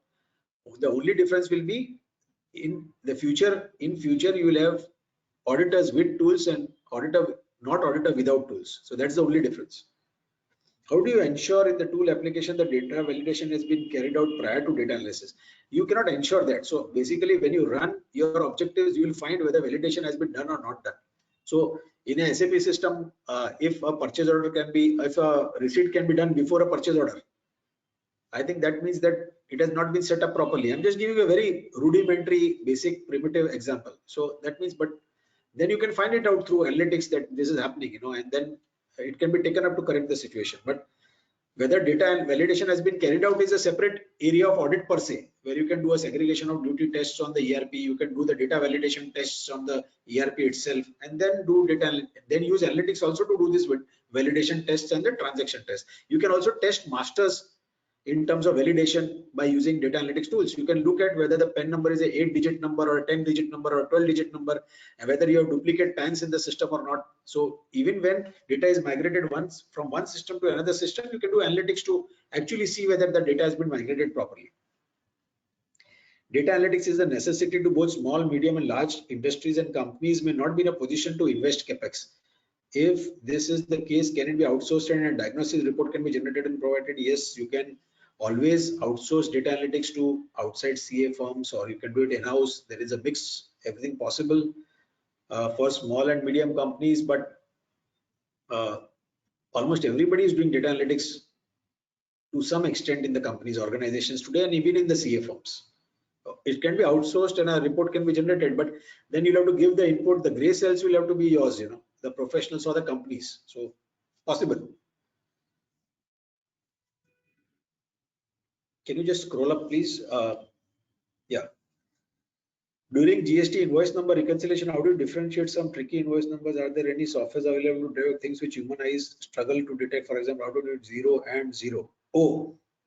0 and alphabet O. Differentiate between I and I and small letter I. Jairam, can you do it? Yes, I can take up this one. So you remember we covered that function strip, we covered the function upper, we covered the function proper. So using those functions which allow you to sanitize the data, you can ensure that the invoice number both in the books of accounts and in the portal are at the same, an apple to an apple comparison can be made possible. So you need to use those data sanity checks within the tool, which will ensure that the fields are made the same way. And also 0 and O can easily be brought up. Yes. 0 and O can be brought up then. There are company has a data analytics staff employed who carries out all tests required or tested by the internal auditor. Then in such a case, the valuation will not be effective by the. I have not seen that which happens. First of all, a company cannot have a person who will do data analytics for the entire company as a whole. And even if they do, the auditor can always find out 100 more things if you add value. If you take up any function, any process, you can go on adding value continuously. Continuous improvement is a way of life. So by saying that you have a data analytics staff employed who carries out all the tests required or tested by the internal auditor, I don't believe in this, because an internal auditor can go in and do 50 tests, and after that you may hand it over to the process owner, and the internal staff can continue doing those 50 things, but then the auditor going next time can do 10 more things. So it's not continuous improvement is a way of life. So it is not that one staff will be there inside and they'll do all the tests tested by the internal auditor. The tested by the internal auditor would be handed over to the process owners for testing, but then the internal auditor can do some more things, continue to do some more things. In many organizations, there is no discipline in recording at the first instance all data properly. In the system, there are many fields which are not properly updated.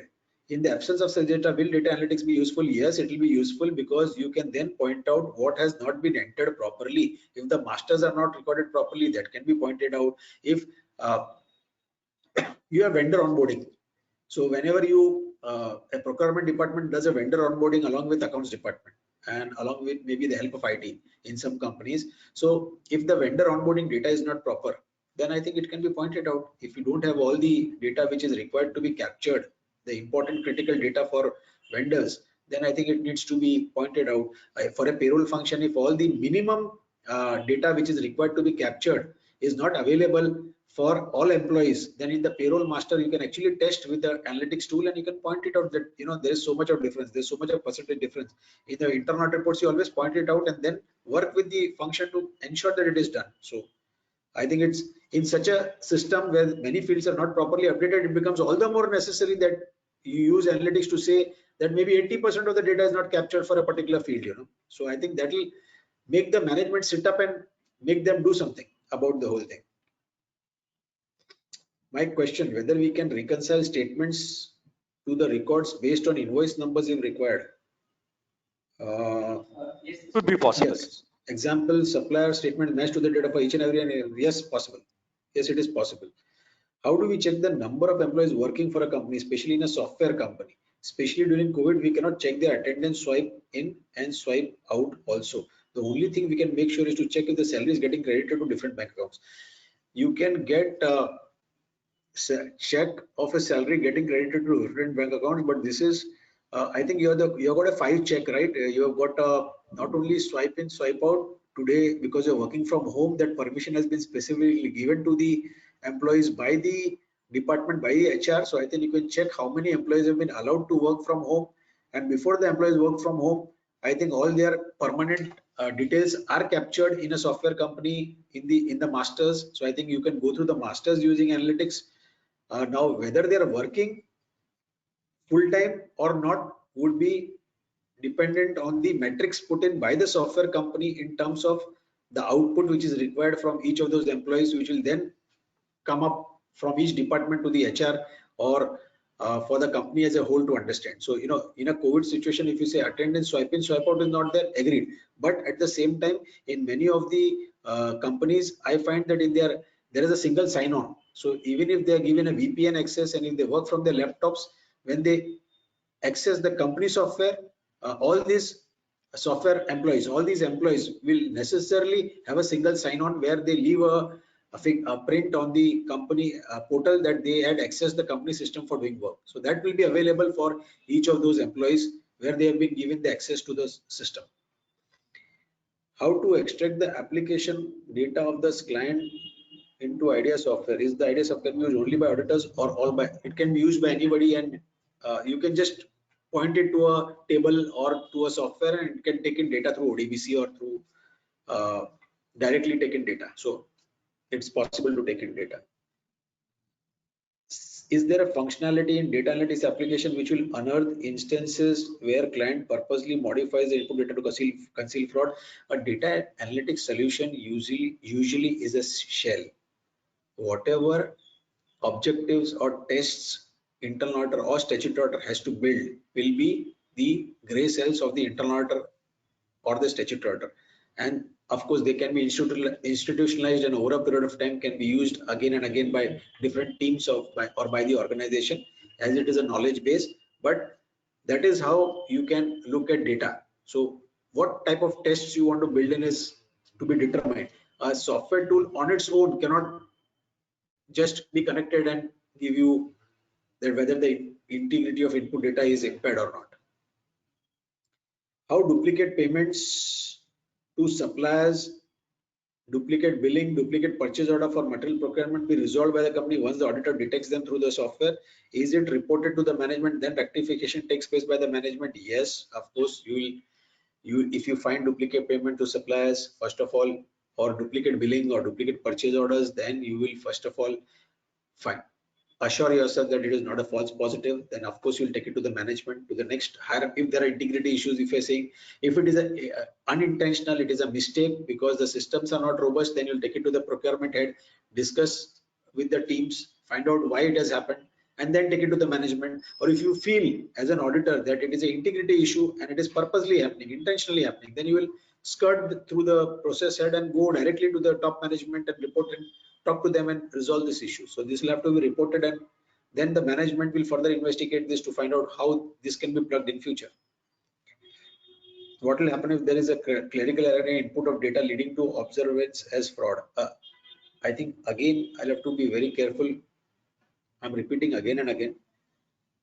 If you find some data which is not accurate, or data analytics tool, or even in your audit physically, if you find something is wrong, I think the first impression is not, it should not be that it is a fraud. The first impression is you look out why it has happened, what has happened, why this particular incident took place, is it intentional or unintentional, is there a data problem, is there a discipline problem, what has happened? Or maybe we have written the algorithm wrong and we have as an auditor have done it wrong. You know, the test has been performed wrongly, we have taken a wrong file, we have not understood the situation properly, so maybe there is a false positive, we have not written all the filters or all the algorithm or understood the problem in the right context. So all that has to be done first, understood first, discussed first with the teams, and then only we can say is it a red flag or not. If it is a red flag, then you take it to the management and then we can talk about fraud. So fraud is the last mile. You cannot say if there is a clerical error, there is a fraud. So we cannot deduce that from day one. So there are steps leading to it to say finally if a fraud took place or not. So first, look at the data, look at your tests, weed out the false positives, talk to whether it is unintentional, intentional, find out what has happened, why it has happened, and then go to the last red flag and then go to fraud, whether it is fraud or not. Can master data or should be handled only by one designated person? Depends on the size of the organization, and I think there will be checks on master data because there has been number of frauds on especially master data in terms of bank master data for payments, when there are vendor onboarding. So I think sometimes it has got changed. So I think lot of areas, lot of case studies of fraud in that area. So only handled by one designated person? I don't think so. There is segregation of duty and it is usually handled by 2 or 3 different people before it becomes a master data. And what kind of master data? Is it critical? Is it bank data or is it just some other data? So depends on how it is structured in a company and how big is the company, how many resources they can spare to do all these things, how the internal auditor will have to weigh the situation where there is a rounding of difference in payroll payment in the application. Take this up. But yeah, how do you weigh the situation? It's a rounding of difference in payroll payment in application software resulting in overpayment on account rounding of difference. So I think this will have to be plugged. You cannot have this. This will have to be plugged. But this, what Jairam is talking about, how to find this? Yes, that's a different issue. But yes, how the internal auditor will have to weigh the situation? It has to be plugged. This is a mistake. If it is intentional, this is fraud. If it is not intentional, then this has to be plugged. It has to be plugged, correct.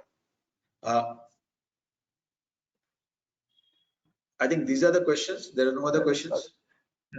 Yeah, we're completed with it. We're done with the questions. There was a last question on that screen. It's fine. 1 minute. So this one, which is such overall differences by comparing the actual bank statement with the actual accounting. I have not understood this question properly. No, such overall difference has been the first one. This is okay. Actual bank payment with the actual accounting in system. So I think this will have to be investigated further on whether it is intentional, unintentional, whether the system has to be, but it has to be plugged. It has to be corrected. I think with that, I should say thank you very much to all the participants who are still there with us. So I think that's important. 1 minute. And thank you to the organizers. Should we? 1 minute, sir. I'll just check with my secretary for both of things.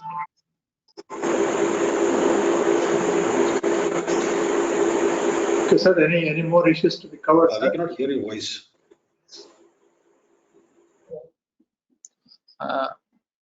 No, sir. We have covered everything, sir. We have come to the end of the session. So I can propose vote of thanks. You are telling, Sarva, you are telling that there are some more matters to be covered after the question hour. It seems to be covered.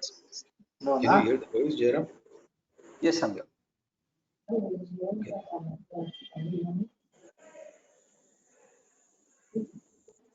Sir, you can propose vote of thanks, sir. Yeah. So it was an excellent presentation, sir. Thank you very much for your time and the way you presented. Not only you pointed out the what's called the theoretical part of it, and also with the support of Mr. Rajshekhar, you gave the practical aspects of it, which is very much required. I think if you propose or if you guide us, we will take it forward, even in the form of workshops in the coming days, if it is required. That type of programs will definitely help many more members, and we wish all the members gear up instead of, as you rightly pointed out in your presentation, instead of grumbling after losing the bus, we should not. We should be catching up the train well in time, so that we are ahead of others, so that the opportunities that are lost due to automation, the jobs that are lost due to automation, are very well captured by way of improving our quality and also the areas of operation. So this is the very good takeaway from your side.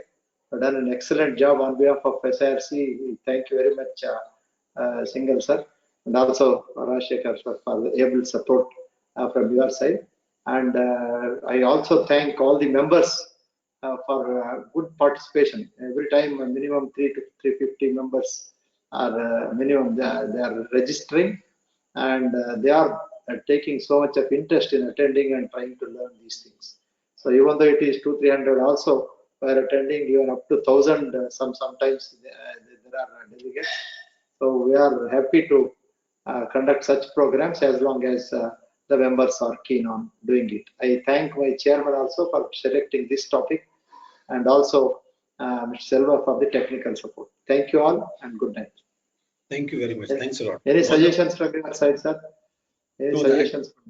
Excellent. I think very nice. So I think Taxi is doing an excellent job. So in knowledge propagation or dissemination, so very good. And again, thank you very much to Selva and all the other organizations who have put together this, and bearing with all of us.